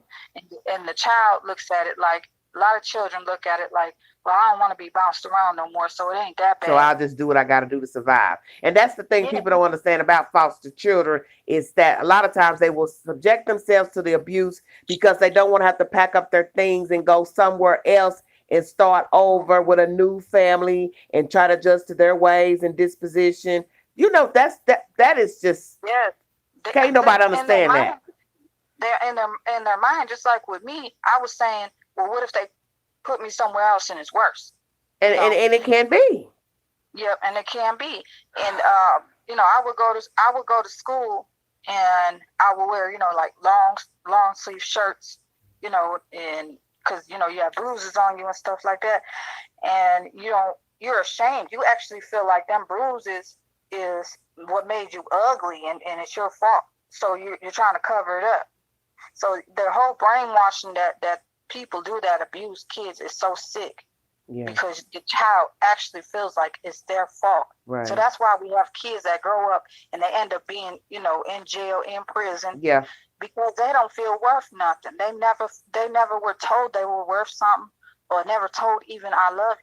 I Right. lived with them people since I was 5 years old and can't tell you one time they told me they loved me. So how old were you? You started at 5, and what age did you leave the home? It was when I was 13. So from 5 to 13, you stayed with the lady, Yes, the adopted parents that Adopted adopted parents. me from another and country. then at 13, where did you go? That's when she dropped me off at the hospital. They got a divorce. She Okay, had an affair, 13. and they had got a divorce. And at that point, they didn't want to have nothing to do with me. It So- was like, okay, our marriage failed, so So know, what we so need from for- 13 to what age?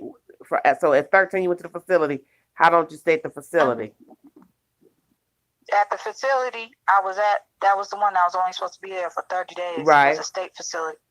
And I ended up being there for a year and a half. Okay, and And then they transferred me into a girl's home. a girl's home. Then they transferred me into another foster home with the Okay. lady. Okay, And then they transferred me into another foster care with another lady. And then I got emancipated, where I was able to get my own apartment. okay. And how old were you when you were emancipated? That's when I was 17. 17. Mm-hmm. So And then you start the actual process starts at 17 to get Okay. you prepared. because I for think 18. I think years ago they was 16 in Tennessee a long time ago, but I don't know the age now. So a total of how many homes did you live in until you was emancipated? I think 5, 5, from the age Mhm. of 13. 13. 13 to 17, I was in 5 different So homes. 5 different homes from the age of 13 to 17. That's still a spirit breaker no matter what, because you're going from place to place and you're being around different people, sleeping in different beds, listening to different Mhm. attitudes and dispositions and learning the people. Don't know what to Mhm. say, not to say. That's just a terrible way to live. Yeah, because you never learn. The main thing they don't ever learn is stability. Stability, right. when And you don't have- trust anybody. How can you trust somebody? When you don't have stability, you don't have a foundation. So No, if you you don't don't. have a foundation, You don't. how do you grow from that? Right. Well, you're teaching yourself, and that's the Yeah. and that's what's wrong with the world is that people, children, having to teach themselves basic things that somebody else is supposed to be teaching them. Exactly. I didn't even know. When I had my menstrual, I didn't even know what that was. I had Oh my God. no clue. Nobody told you about your cycle. Nobody told me about my cycle. Lord, And I just know I seen blood, and I thought something, was wrong with me health wise. Like I thought something was bleeding out of me from an organ. I didn't know what was going on. I was Girl, not I talked to believe about sex. I thought the abuse that was being done to me was being done to every kid. I thought that was normal. Right. Well, and that's what they'll tell you too. That's why it's called grooming. Mm-hmm. I wonder if they ever find out about the one you mentioned about had the girl taking her back to her room and he was molesting her. What happened to him? Which one? The friend.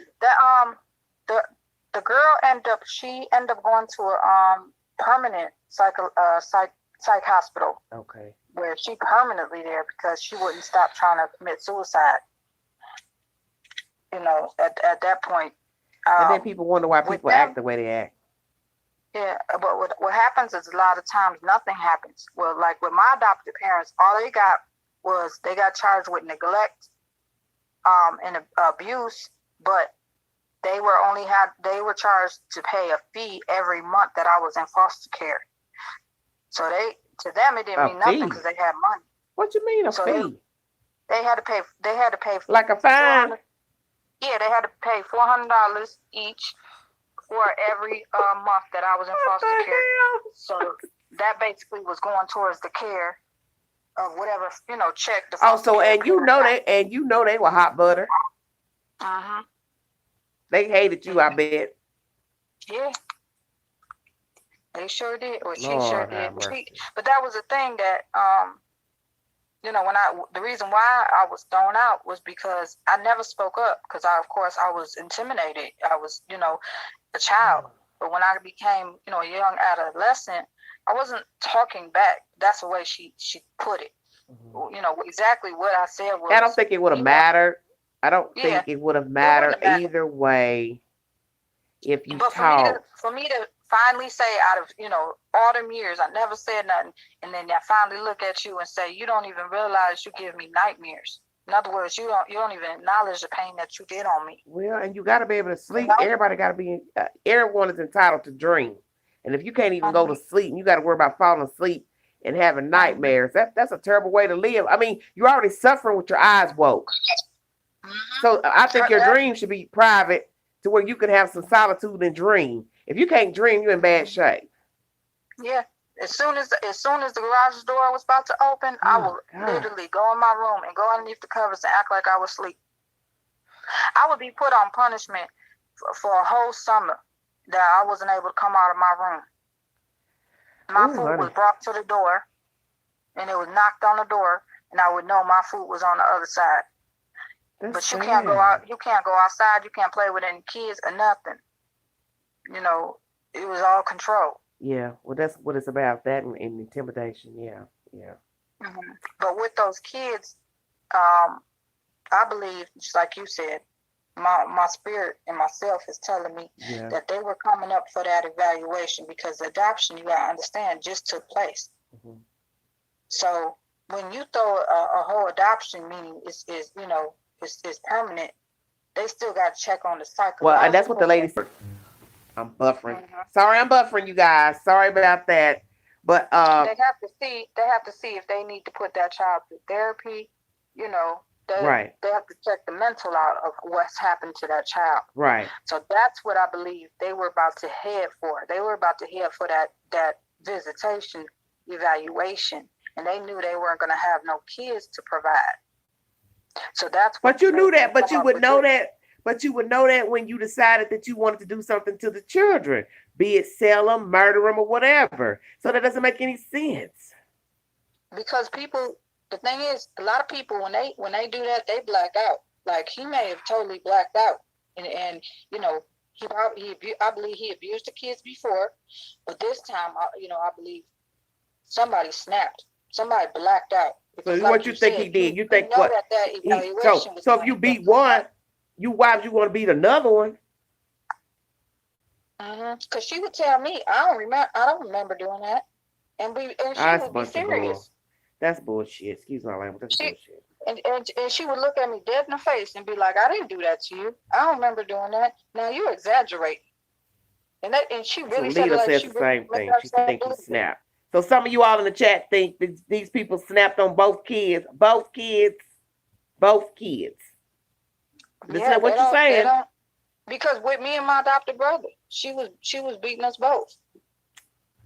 Yeah, but just think about that though. Beating both kids and then murdering both kids. I can see beating and murdering one, but both kids. Yeah, that's terrible. So that's what you think happened, that he or her snapped and they decided to beat both damn kids and then kill them and then dump them somewhere. Yeah, because all we know, they could have, did something minor. They could have drew on the wall with some crayon, both of them. So see, that's what somebody was saying about the dirt. That he really was telling us how they live. That they said she was a clean freak. And remember he made a comment about, I didn't want them touching the dirt, putting their feet in the dirt. So he basically was telling you how they live. We don't let them play in the dirt. We don't let them go outside. That's why you don't see no toys outside, no big wheel, no hula hoop, because we don't want nothing trafficking in here. We don't want dirt in the house. Like little militant people. I kept trying to tell people everything's in the details. In that video where he had the van that was in front of the house, because he was concerned about the camera that was across the street. If you notice, when those little kids came out, he had them in military style. Usually when you put kids in the car, that's what I was asking myself when the guy said they was throwing them in the car, throwing them in the van. First thing I thought of, I don't know, I kind of flashed back to 8th grade when I grew up in Chicago and I was in the suburbs going to mainly an all-white school. We had a teacher, he had been in the military, and he would make us line up in 2 single file lines before entering the Mhm. classroom. And I don't know That's why exactly that how they came to my was. mind when I thought about the van for some weird reason. Yep, I thought about the army. Like Yeah. it was like army. Well, that's You know. how we lined up in that man's going in his classroom. Guys in one Then he lane got in. and females in the other. Mhm. And then for him to get in on the passenger side, I thought that was odd. Why would you get in a van on the passenger side when the driver's side has a door? Are y'all listening to this? that didn't make any sense at all. At all. He The said they only kept reason them. why I think he did that was because, like, he was concerned about the camera that was facing him. He didn't. He was hoping there was nobody gonna see. Well, that's what that guy he was see, gonna but leave that's with what that guy those was two saying kids. that had the house baby, that he felt like he knew that he had cameras on his house and he was Mhm. worried about those cameras facing his house to show he didn't have his own kids. But you should know that Mhm. when you were doing what you were doing and you moved out there, that there was a chance that somebody would have video surveillance on their house, be the doorbell camera or whatever. And you know, when he got in that van, what he was doing This is probably was crazy, saying, girl. what he was doing was probably saying, well, if anybody say the van was missing at this time, I can say that you were at the house with the kids, and I mean, you took the kids in the van, and I was at the house watching the two little boys. Mm-hmm. Because everybody's wondering, you know, you didn't leave them two little boys at home, but we sure didn't see them go shopping. And talking about you went shopping for an hour. How can you go shopping for an hour if It took an hour to get there. It took an hour to get there. They was going to drop off those kids to that grandma. Right. That And grandma, that's what they was believe doing. because they counted the time. Mm-hmm. But I know one thing about grandmas. They always ask about the kids. Well, she didn't ask. I bet you she didn't ask because they've been gone. I bet you they've been gone. I'm telling you, in my heart, I believe them kids been gone probably 9 months. I put everything I own on it.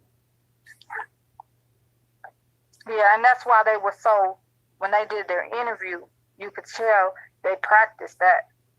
But they didn't practice it well because, like they say, if you're going to bring me a story, make it make sense. What they practiced was, we can't act angry while we do this interview. That's what I saw. They tried to master calmness. But they didn't, though. They came out. But they didn't. Because he was huffing and, doing like that. Like, oh, here I go. Because he wasn't ready for that. She was rocking, and that reminded me of, I know when when I go to church, I do that. And I do that because my adrenaline, I'm excited. So your adrenaline will cause you to rock back and forth like that. And the nodding let me know, too, she was making herself believe the lies he was spinning. That's why she kept nodding like, yeah. You seen people that do that when somebody's spinning a story and the other person is nodding, trying to make the other people believe what that person is saying. Yep, instigating. Yeah, girl, that's what she said. Yeah, He telling you the truth. You get it. Do you hear what they saying? That's why she was nodding her head like that, trying to make herself believe the lies. I knew then. I said, Lord, look at these two fools up here. They think they done hoodwinked America and the police, but Queen reading right through you. Y'all did something to them kids. Them kids been gone. I believe that. And the way he was holding his arms, like everybody was saying, they believed maybe he had, his cell phone or whatever. But it did seem like he was trying to hide it.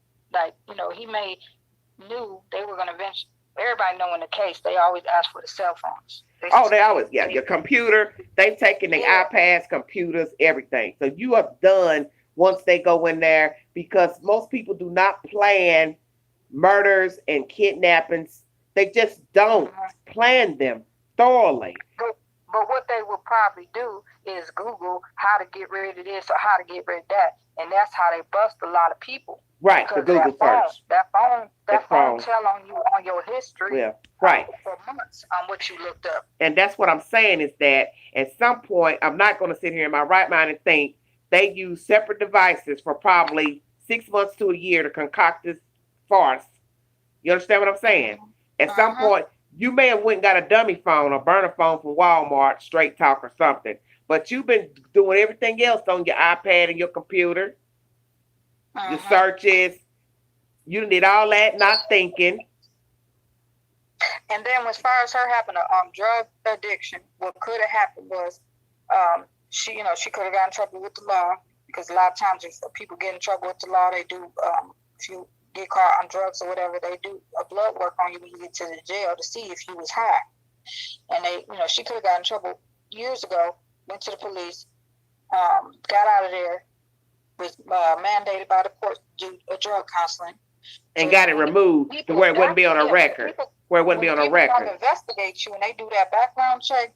They go back so many years. So that may not popped up, but if they did do a thorough background like they supposed to, and it did pop up, all she had to say was, "Well, I was ordered to counseling." Well, that's what I think happened, possibly. That's why it didn't show up. I've been clean. She can simply lie and say, "I've been clean for the last 8 years." But it probably didn't come up because she probably was a first time offender. If you're a first time offender and they say, "Well, if you go through this program, we'll expunge it." Yep. And that might be why it didn't come up. But then who told it then? Who told it? Closed file. They'll close the file. You'll still have it in record, but they close the file, meaning nobody can but who see told it? it. But so why are we just not hearing who's the person that leaked it out? Because somebody had to leak it out. Or maybe they just, like I said, maybe they only went so far back on some years. But then now that this happened, they went further. Well, yeah, I don't know.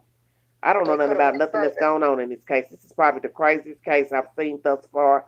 Where at first, where nothing was coming out about the people, because like I said, most people will tell something about your coworker, this and that. But in this case, you didn't have family talking. You didn't have friends, neighbors, nobody from the dollar store, nothing. Church members. You find that odd.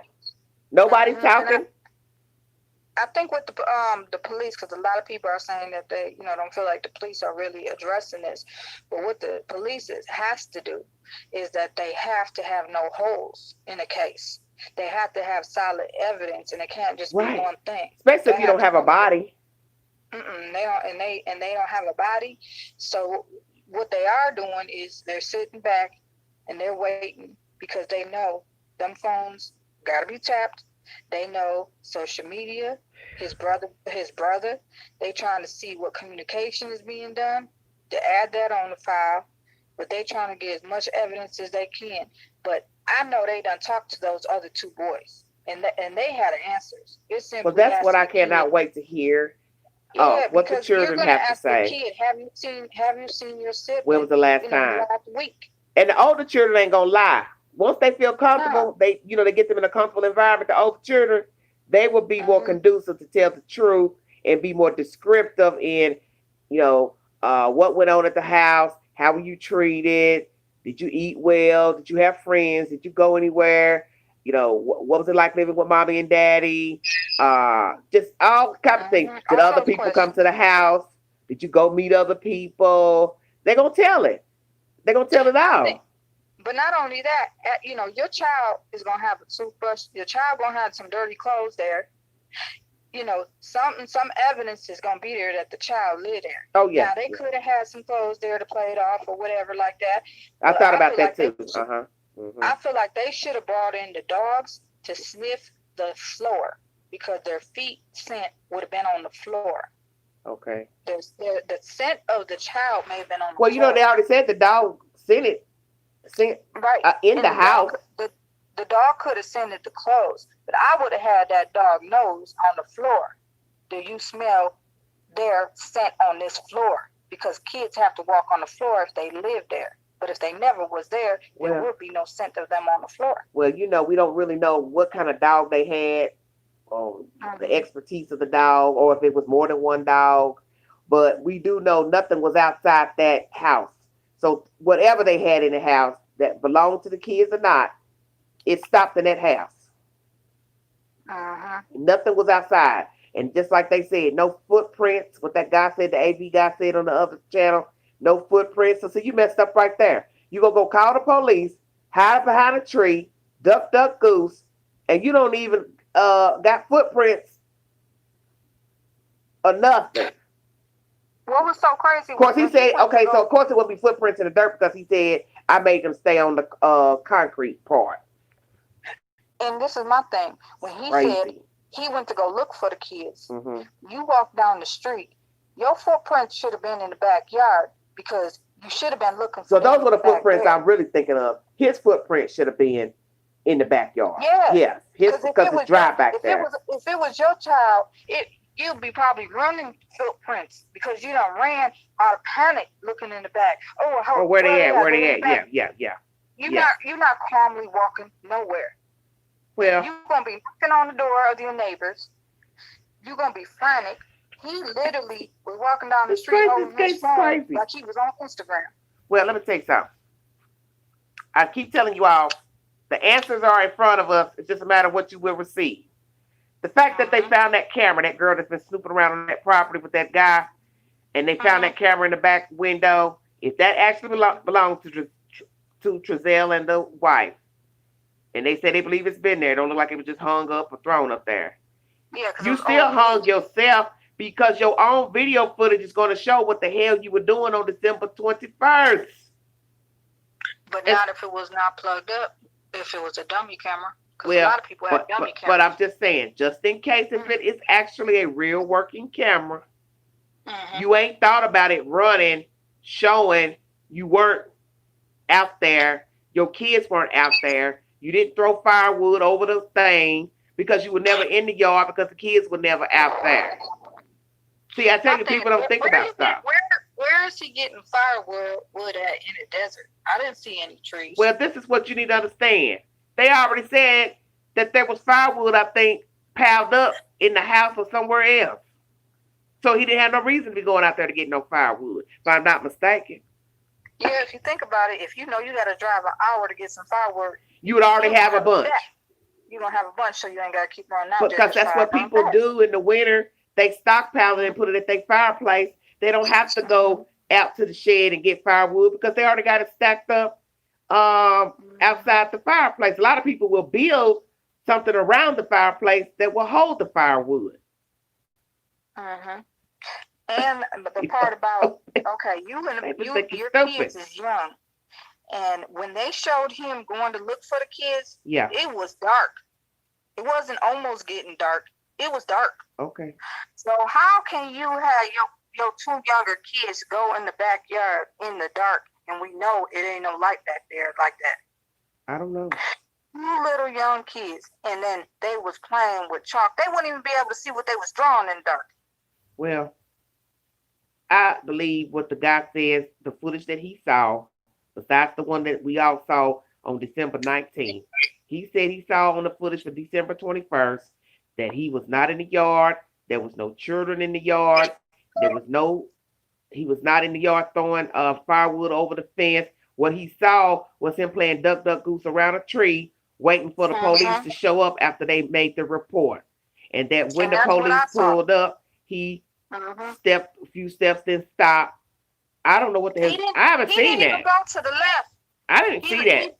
He didn't even go to the left. Well, which video is that one? Because I ain't seen that one yet. That's the one where he claimed he went 5 minutes to go look for the kids, and then he called the police. Okay, well, I haven't seen that. I just heard the guy discuss what was on the footage, but I haven't actually seen the video. He came out of the house. Mind you, she never came out. That didn't make no sense. She was inside the house the whole time. He came out. He went to the right. Yeah. He had his cell phone in his hand. Okay. He was looking down at his cell phone. Okay. He didn't even go down the whole block. He turned around, came back, stood next to that tree, calmly called the police. She never came out the house until the police pulled up. Well, Lita says that she came out once the police came. Okay, I gotta find that video. Somebody send me the link through my on my page or on my channel or through Instagram so I can watch it. Because all I'm doing is hearing AV talk about that footage. I have yet to see that footage. I've seen the one with the van and them putting the 4 kids in there and being gone for about 2.5 hours. What could she have possibly had more important to do inside that house? There is no way. You and your husband done lost some kids. Y'all both about to be outside, Franny. Well, that's the whole point of the story is that all these people around you got some type of video surveillance. So the cops are going to ask the neighbors, do they even own any type of surveillance? May we look at your surveillance? So see, this is where you messed up. You done moved all the way out here to the middle of nowhere, not thinking that these people have video surveillance, and you concocting this stupid story, knowing it's going to show you weren't even doing anything. The neighbor that they got the video from, he said on camera, he asked them, he said, are you going to hand this over to the police? He said the police already came and got the copy. Right. Oh, I know it's the AV, baby. I just need to know the name of the video. Somebody was commenting in there. This case is baffling to me, that these people think that people are so stupid. They think the police and the FBI are so stupid. But like I said, I go by what you say, and I also go by what the police say, and I also go by what the police ain't saying. The moment the police got that video, they knew what time it was. Yeah, they already knew what time it was. See, everybody get mad and waiting on them to tell it, but they got to stack their charges. They got to make sure everything sticks. They can't just come forward on assumption and because we think they're guilty. Don't work like that. Look at how they did that other couple. Remember? They was free. They was walking around. They was going out trying to go. Oh yeah, Daybell, Chad Daybell. That's the most disgusting case. Right away. That's the most disgusting case because you didn't have no bodies. Yep. You just had people who acted weird, like in this case, people walking around on an island, and their children are nowhere to be found. But the people already knew something was wrong because when you start taking children out of school, you telling on yourself. When you unenroll a child in school, you telling on yourself. You telling on yourself. That was my next question. How old were the boys? Because I know the pictures were older, but they would have been. They're 3 and 4. Now? They're 3 and 4. Okay, so they wouldn't even been in No, they wouldn't have been in daycare, and they may have homeschooled them. So we don't know all the logistics of what kind of life they had, and if they homeschool the kids or if the older kids went to a regular school. We don't know anything, and that's the gist of this story about this case. We don't know everything pertaining to this family. We don't have friends and family coming out talking about how they were, what kind of life they had, how long they lived in an apartment, their income. You've yet to hear an employer come out to say, well, hey, I'm putting up a reward for Joe Bob. Don't you find that odd? No employer came forth with a reward for Mr. Giselle or her. So that means you were relying on the state as income. And the biggest flag to me also was the fact that when they did that interview, let's just go with the fairy tale. Y'all ain't did nothing to them kids. Somebody came and got them. Let's just say that. Yeah. Pretend. You still gonna have some emotion. Some sort of emotion. Yeah, no crying. Where's my babies? Where's my babies? Bring me my babies. You're going to feel guilty. You're going to have some sort of sadness, of a shock, something. They didn't feel nothing because they've been detached. That's the point. They didn't have, and that's exactly. They didn't have no attachment to them kids. And if you looked at both of their eyes. Oh, I was looking at his today. And do you know, I know some of you who know about me and my gift of discernment. I was walking back from the bathroom tonight, and I had the phone sitting on the nightstand, and his picture from where somebody had sent me something through Instagram was face up on my phone. So I just happened to glance at the phone. I'm telling you, it was lifelike. And all I saw was his eyes looking down at my phone. And I said, if I don't damn take this man's photograph off my phone, because it scared me. It's just something about the way he was looking in that mask. And I said, you know what? I watched him before I went in the bathroom, listened to him talk. I said, I don't even think he blinked while he was talking. I said, get this damn man's photo off your phone. I don't even want his picture on my damn phone. Because it was somebody had sent me like a meme, like a little funny meme or something about hand gestures. But I told the girl I couldn't pull it up to read it. The energy. Yeah, I felt the energy. I felt the energy. When I seen the pictures that were on Facebook that they took down, it was, now mind you, when we looking at those pictures, you know, that was before the kids even came up missing. So this is a separate energy. Yeah. Older pictures. when I seen them older pictures, the first thing that came to the energy that came to my chest was so heavy and dark. Yeah. It was just heavy and dark, and Yeah. it just confirmed that these people was evil. Well, that's how I felt about him when I saw him in the pictures a week ago on the uncle's page. I said I'm looking at a body double. That's what I said to myself. I said the person standing up talking to the news is not the same person in these pictures. So what I wanted to ask somebody was, does he have a brother or a twin? Because I feel like somebody was standing in for somebody else. That's exactly how I felt. That's exactly how I felt. He has a Jack on Hyde problem. That's what I'm saying. So that was portrayed in the pictures to where I thought Trezell was not Trezell. That somebody else was standing in for him on the camera. Because the person in the photos... With drugs, that's what happens with people. That's what I'm saying. The drug take over the person, and, even families, the first thing they say is, you're not acting like yourself. Well, I'm telling you. What's going on? He got an entity floating, an omen. No, you know what it's called? Doppelganger. And that's my spirit telling me that. That the person in them photos, the doppelganger was standing in front of that damn camera. I'm trying to tell you. And a lot of people are not familiar with that. Sometimes it could be the person itself can be a demonic spirit that's in them, that's attacking them children. Right. Right. And those drugs is spirits. Right. So they opened the vessel when they took them drugs. Well, that's how I felt when I saw the pictures, because there was pictures of him leaning with his hand up to his head or something, face. And I kept looking at the photos and I kept saying, I didn't have nobody to ask because I didn't know him. So I just kept looking at the photos and I said, who is this in these pictures? So I kept trying to put it together. So I kept saying, well, wait a minute, I'm counting all the children. I said, this guy's got to be the baby's father, the adoptive father. But I said, wait a minute, this don't look like the guy that was talking on the news. So I just kept going back and forth, looking at the pictures like I was neurotic. And I kept saying, who is this guy in these pictures? And my mind kept saying, Angela, that's the guy talking to the news about his children missing. And I said, no, it can't be the same guy. So then I go further back and see pictures of her. And I said, wait a minute. I saw a pale white leg standing in the kitchen. It was like it was nothing but bone. She had no fat on her leg. She was real thin. And I said right then, when I thought about those two, I said, these are two damn junkies. These are crackheads.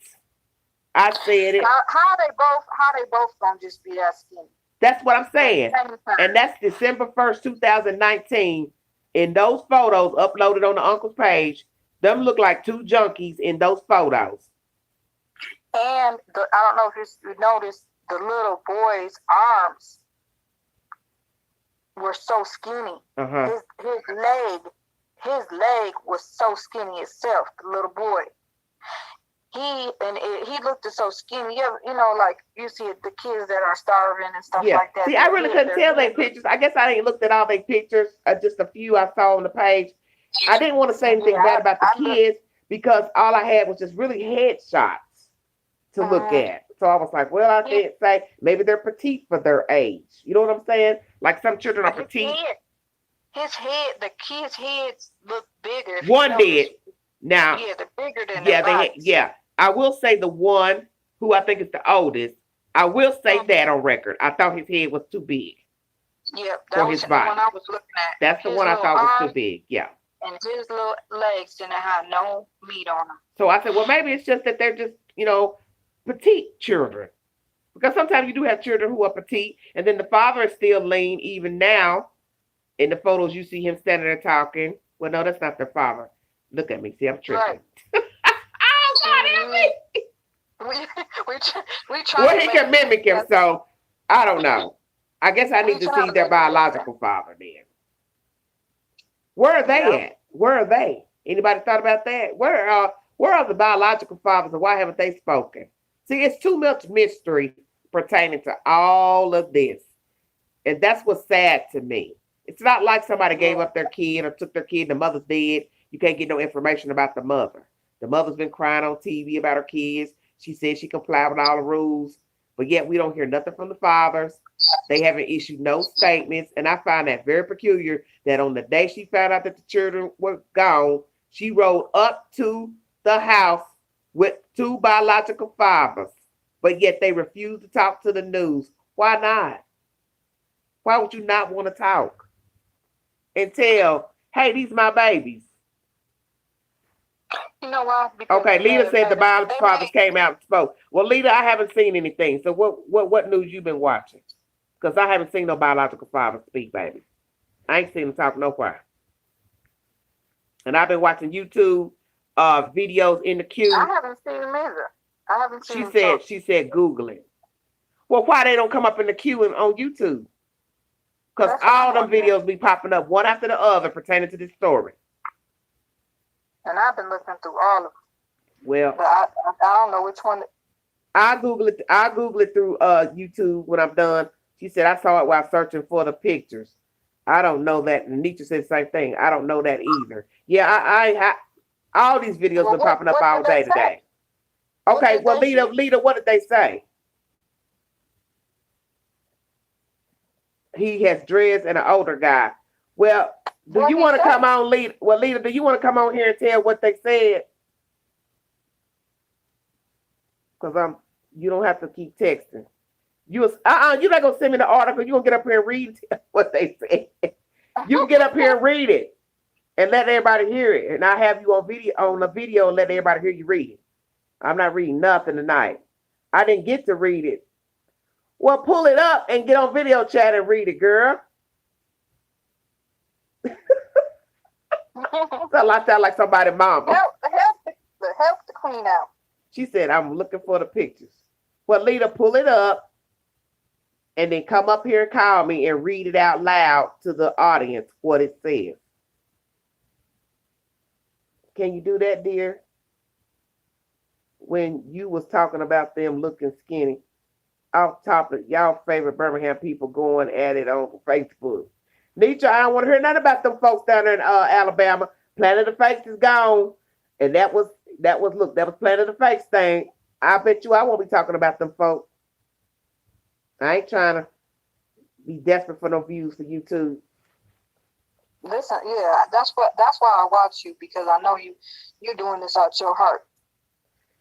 You concerned. And I can only imagine what Nietzsche talking about. Two guns must have rose up. I'll send it to you. Okay, Nietzsche. I guess Lita don't want to read nothing about what the baby daddy said. Okay, Nietzsche said related to the case. Okay. Well, I sure thank you so much, darling, for sharing your story with us. And like I said, it's good when people can get a better view of everything. Shonda, I slept all evening. Yes, that's why I'm up late now talking to you all. I'm going to search for it, trying to find them pictures and saw the real dad speaking to the news. Well, that's why I want you to get up here. Somebody could play it for me. Let me let you go, and hopefully she'll get on there. Okay, thank you so much, baby. And God bless you in your journey, okay? You call me anytime you want to talk or send a message. Okay, thank you. You're welcome, baby. Love you. Okay, bye-bye. Bye-bye. Nietzsche sending something. Hold on, y'all.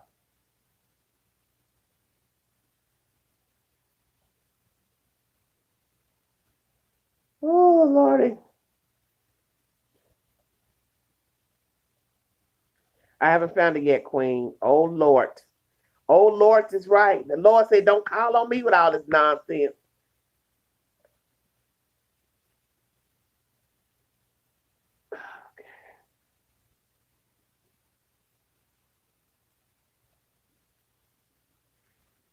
It's too early for this mess.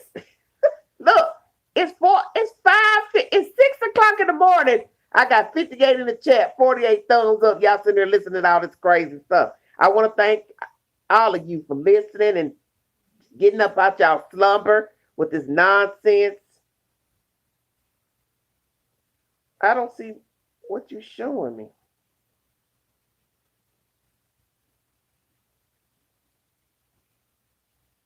Hold on, y'all. I've been got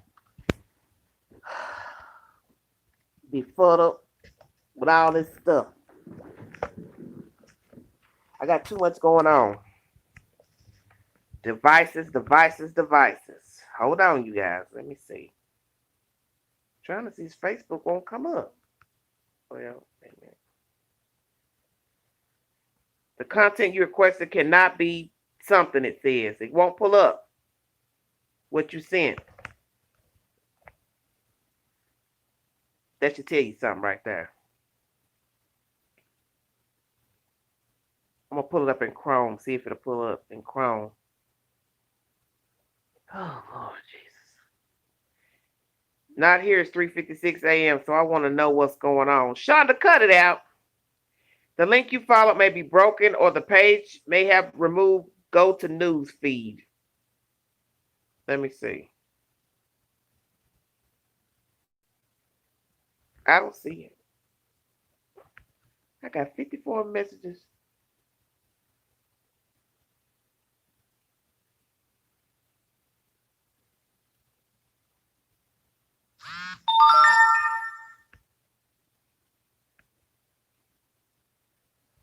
Okay. Oh, it's daytime here in the UK. I will search for pics today while you are resting. If I can find them again, I will send you Queen. Last time I tried to get them, they had gone. It's up. It ain't up here. I can't find it. It says can't be found. I ain't worried about it. What the hell is it about? Something retarded. Something retarded that I don't want to.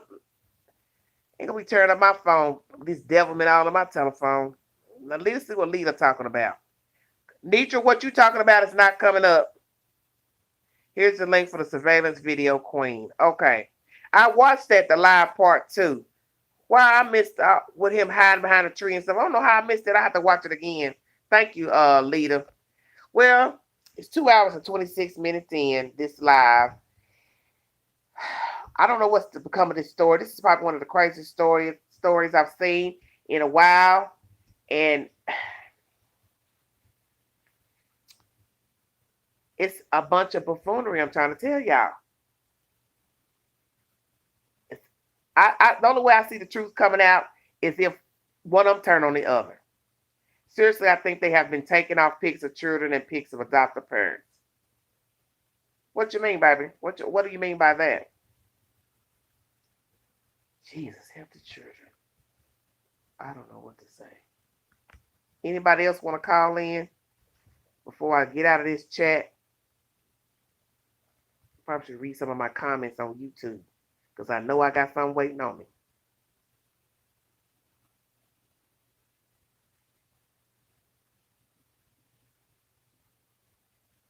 I'm wondering if there's something about that chimney when they clean that chimney out. I remember I told you all the other day, I think, who's to say they didn't bring the boys here and burn them up in the fireplace? And that's why there was sawdust in the garbage can. If that's true that the biological mother said she saw in the garbage can, who's to say? Didn't burn them up. Covered everything with sawdust, but it had to be a hellified smell in there.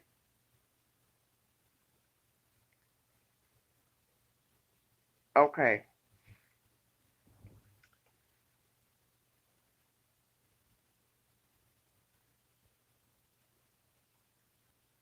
Yeah, thank you, Edie. Thank all of you. Thank you for my super chat. I want to make sure I get that out. I don't want y'all to think I ignored any of you while she was talking. But I couldn't say anything, I didn't want to interrupt her. Ooh, now who is this?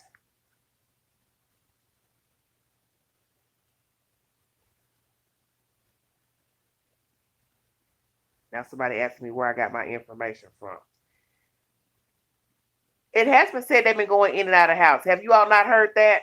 Somebody on this other channel is asking me. The news got an article up called Cal City Missing Toddlers 2021. So somebody asked me, thank you for your post. Where did you get this info? I've been heard a day or two ago, they've been going in and out of the house, getting stuff out of the house. Somebody been watching them because like I told you all, some of these people are hanging around that house and they're watching what's been going on. So that's how they know that they've been going in and out of the house. The West family has not been around at all. That's what Valerie says. Well, somebody said they've been going in and out of there. I don't know. I don't live there. I live in Cal, and things just don't add up. Valerie. Okay. Valerie says they've not been there. Okay. Valerie says the West have not been here. Okay. Do you live on that street, honey? Because word is they said they've been going in and out of that house, getting stuff out of there. That's what made me think that's why the police showed up today, because perhaps the neighbors saw something and alerted the police to show up. Because how do we know that they're not wanting them for questioning? Because you got to remember, they left the house last week without permission. No, but there's a constant people there walking around. Okay, well, I figured that, people being nosy and stuff, peeping around, trying to figure out stuff. Hold on a minute. Lord Jesus. Nietzsche, what you sending now? Thank you all for joining me.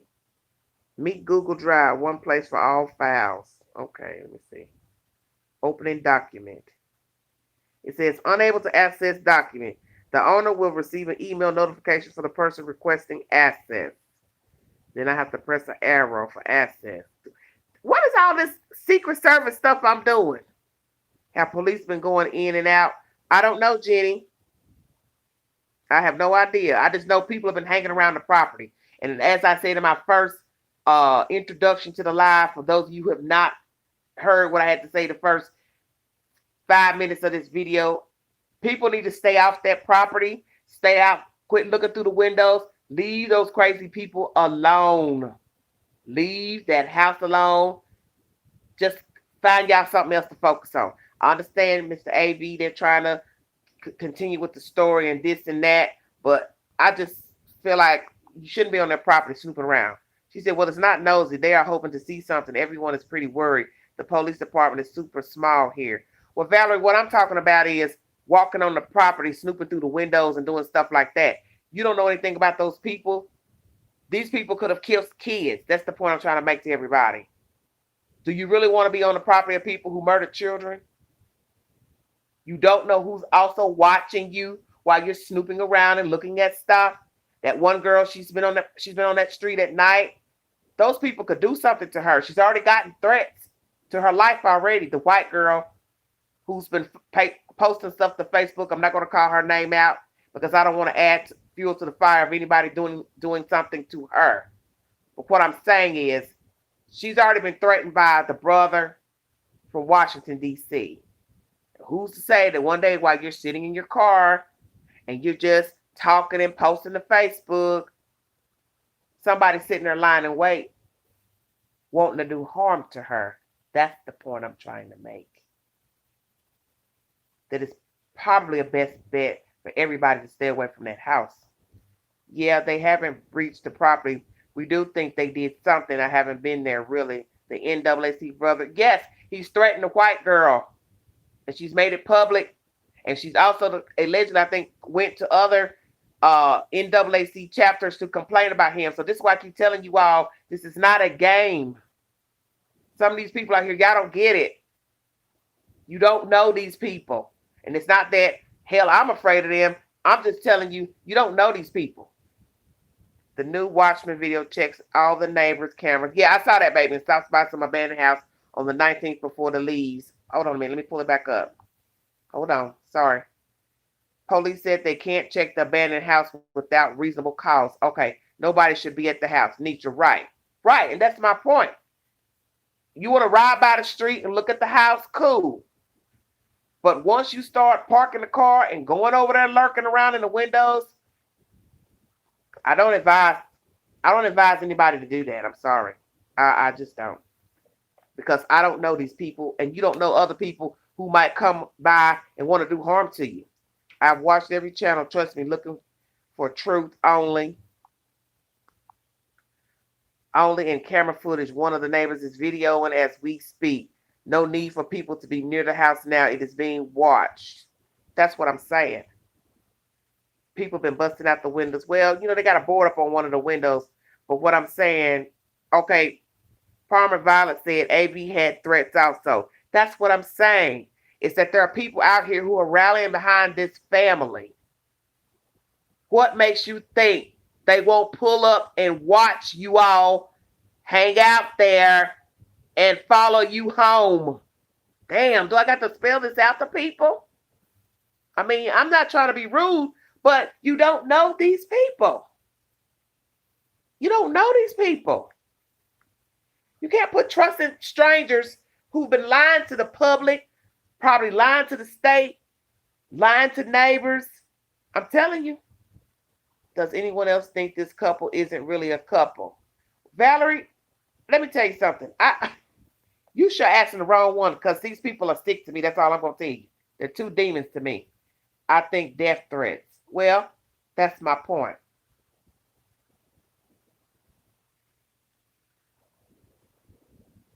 That's my point.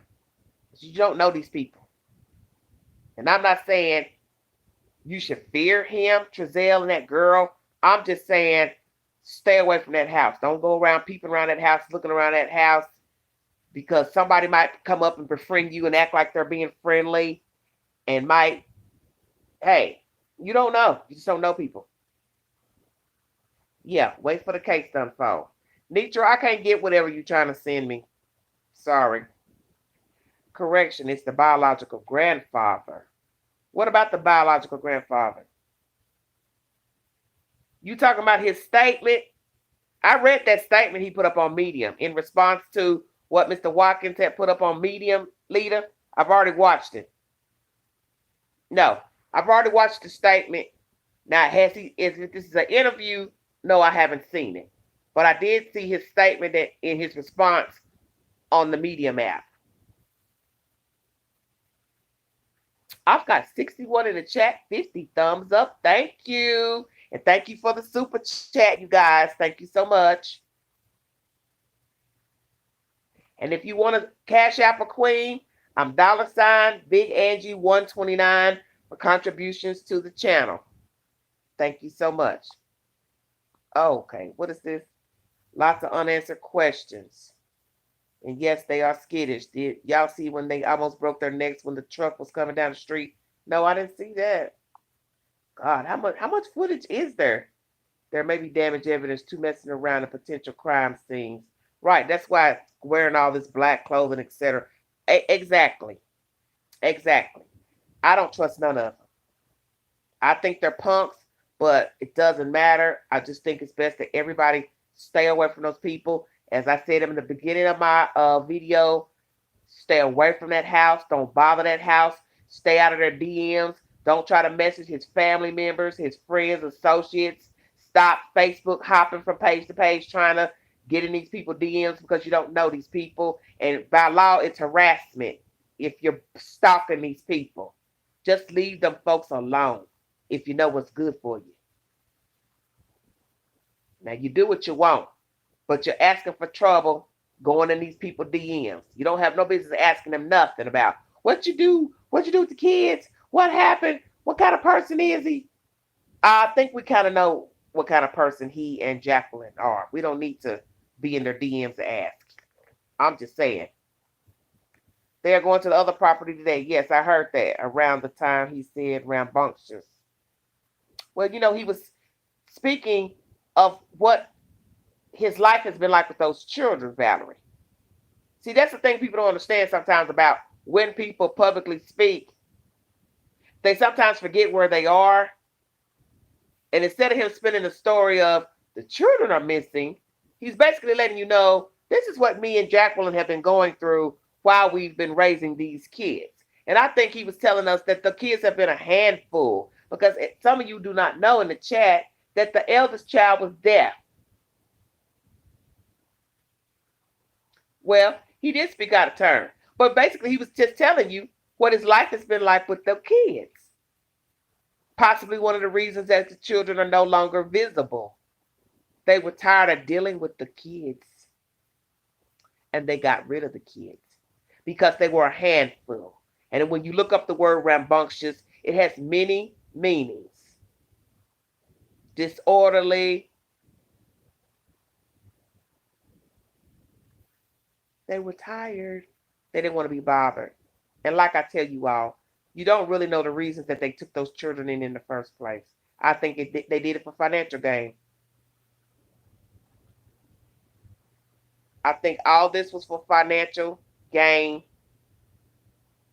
It was just a ploy to milk the system.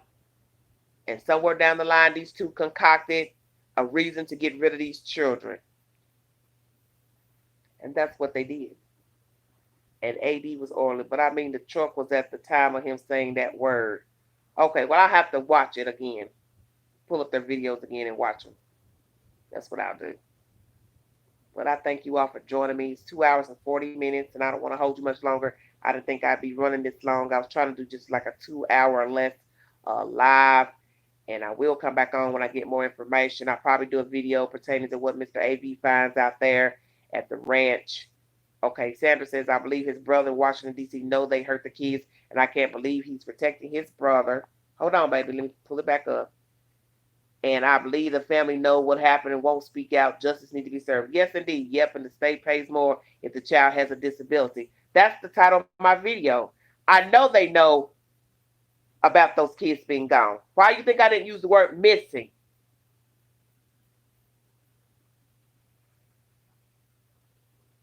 Yeah, they might have had nothing to do with it either. Now, who is this joining my chat? They may be great people with a shady brother. Well, Jerry Robertson, don't come in here talking about something you don't know, because obviously you haven't followed the story, and I'm not about to argue with you in my chat. I'm not about to argue with you in this chat. So you picked the wrong playhouse to come into. Somebody knows something because they're on camera with 4 kids on Sunday, getting in a van with just 4 damn kids and not 6. And if they allegedly took them to his mother, don't you think she'd be wondering where the other 2 children are? Don't get me started.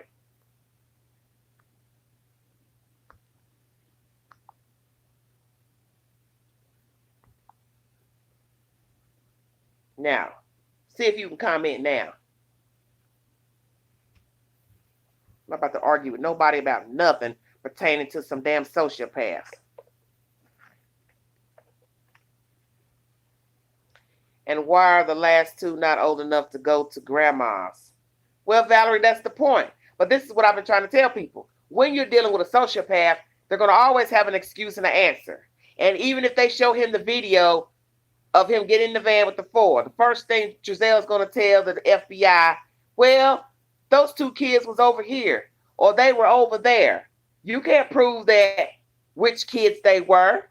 And then he'll say, well, show me the video of me, my wife, and the 4 kids. Show me which kid was which kid. I keep trying to tell you all to stay woke. That's exactly what his defense will be. If they show him the video and say, we got proof you only had 4 on the 19th. First thing he'll say is, show me the video and tell me you know which kid was which. Pay attention. Pay attention. That's exactly what he's going to say. If he hasn't already. If they found them. Because as I was told, the chief didn't tell them to leave that house. Now, naturally, anybody with sense would probably leave the house because they don't want to get, in any altercations with strangers. And people were, yelling and ranting outside of the house. Where are the boys? Where are the boys? So maybe they fear for their safety. But I got a feeling they probably haven't even been in contact with the police once they left that house. Who's to say? Because the police isn't telling us anything.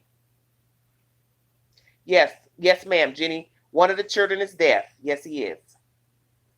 Rosa said, I'm woke, but I'm lost. What you lost about, Rose? Rosa, you want to call me and ask me anything? You're welcome to call me on IG, Big Sexy 71. He didn't come back and any children, just his wife. Well, that's right. This is what I've said to everybody. Don't get mad at the police. They have a job to do, the FBI. They can't tell you everything because they may be still investigating things. But the video is viral now, showing him getting in the van with the 4 kids. That's enough for me because I already got a feeling that they have been going through that DVR from the neighbors, and who's to say that DVR don't stretch all the way back to September, October, which is however, showing only 4 kids coming and going with he and his wife. The kids have been gone for some time. And the fact that they gave the police, detectives, FBI, old photos to go to the Missing Persons Bureau should tell you everything you need to know, that these people are facetious and they are liars, because no decent human being will give old photos to the police of their missing children. So you don't really need to know anything else. It's common sense. They have not had the children. That's why they don't have no photos to give the police. I've been figured that out. I figured that out last week when I saw the same pictures on the uncle's page.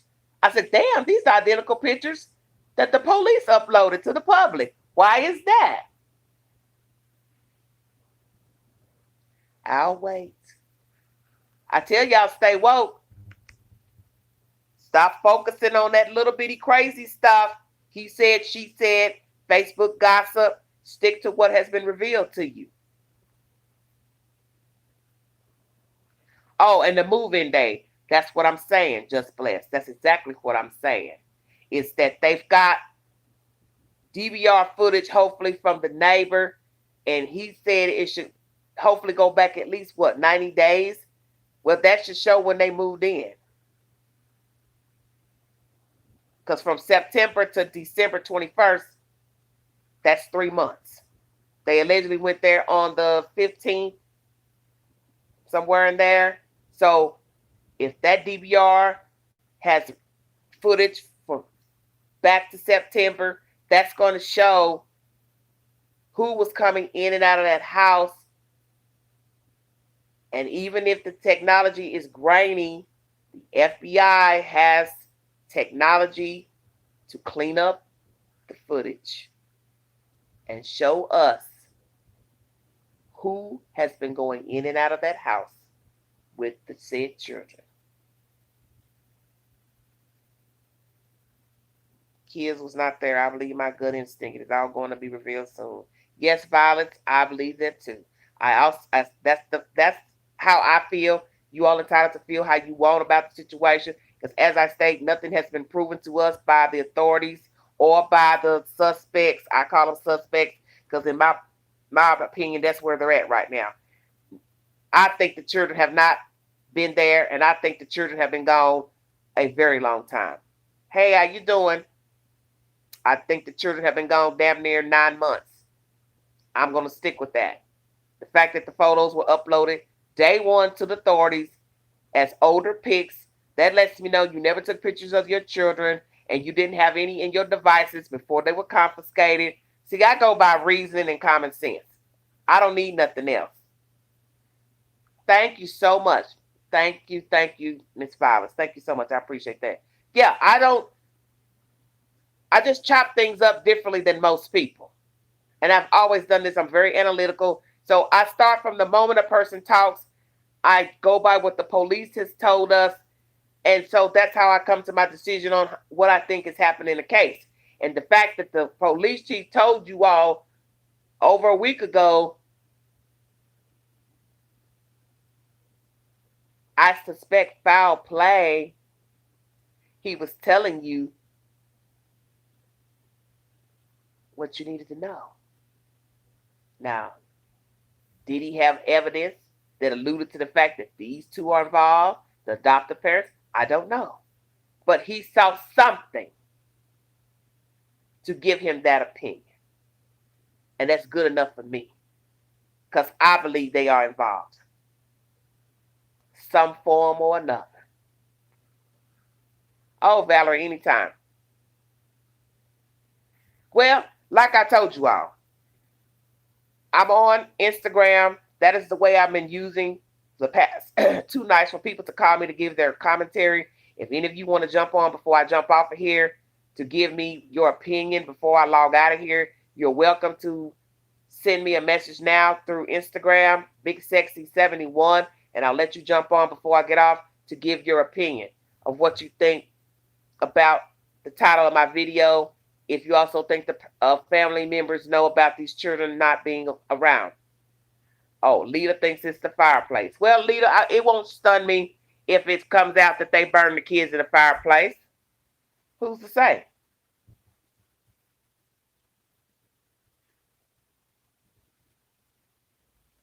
Big Sexy 71 IG is how you can call in. Yes, yes.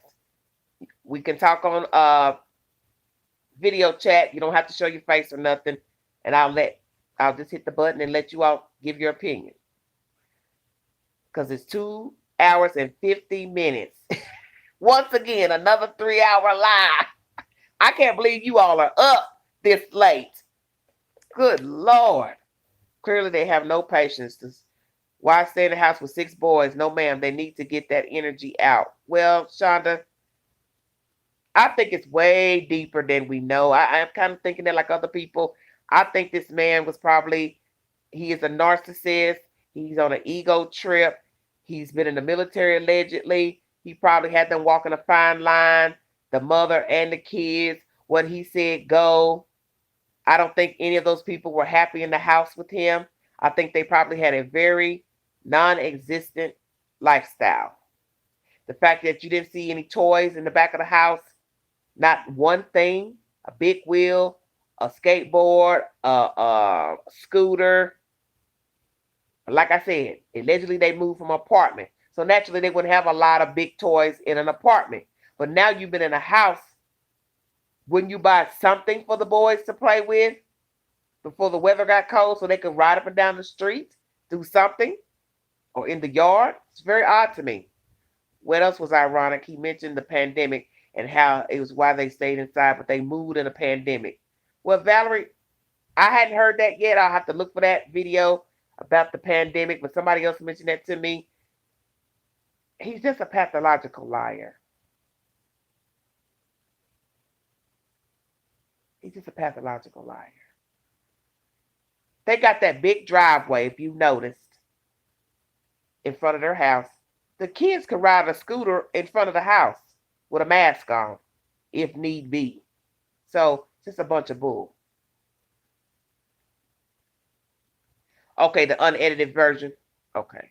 I may not have caught that because I think I watched another version, or unedited version the other day. I be watching so much of this stuff, it's starting to run in together. The garden was big as well. That's odd. Unbelievable pandemic. Kids can still go in your back garden. Well, you have to want your kids to go outside.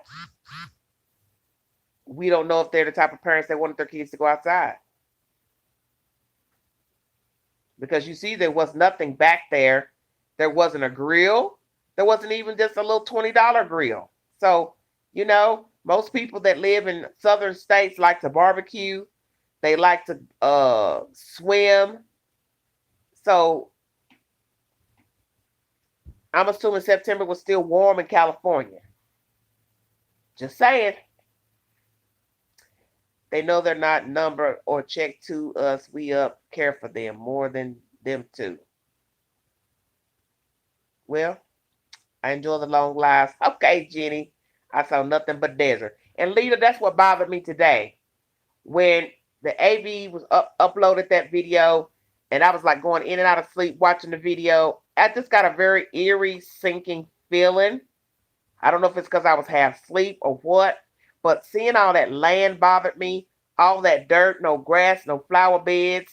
No, I didn't even see palm trees. Just dirt, dirt, dirt, and land for miles. And the houses are spread out from each other. I don't know, it bothered me. I just was like, there's something not right here. Yeah, you have nothing there but their houses on the very end of town. Okay. I just didn't like the setup. I've met somebody who does live out there outside of Cal City, and she was basically telling me, that was a retirement place, and they do have a better side of town where they've got the golf course and the pond and the lake and all that kind of stuff that looks more inviting. But I don't like all that desert and dirt. I live here in Tennessee. I have nothing but greenery around me. I'm used to green stuff. Okay, Valerie says she's by the golf course. Okay. It's more what the father didn't say that bothers me. And what is that, Jenny? You want to call me and tell me? The desert is the ideal place where criminals hide bodies. Okay, leader. I can't with you all. Okay. Well, but see, that's what I was thinking. Miles and miles of land.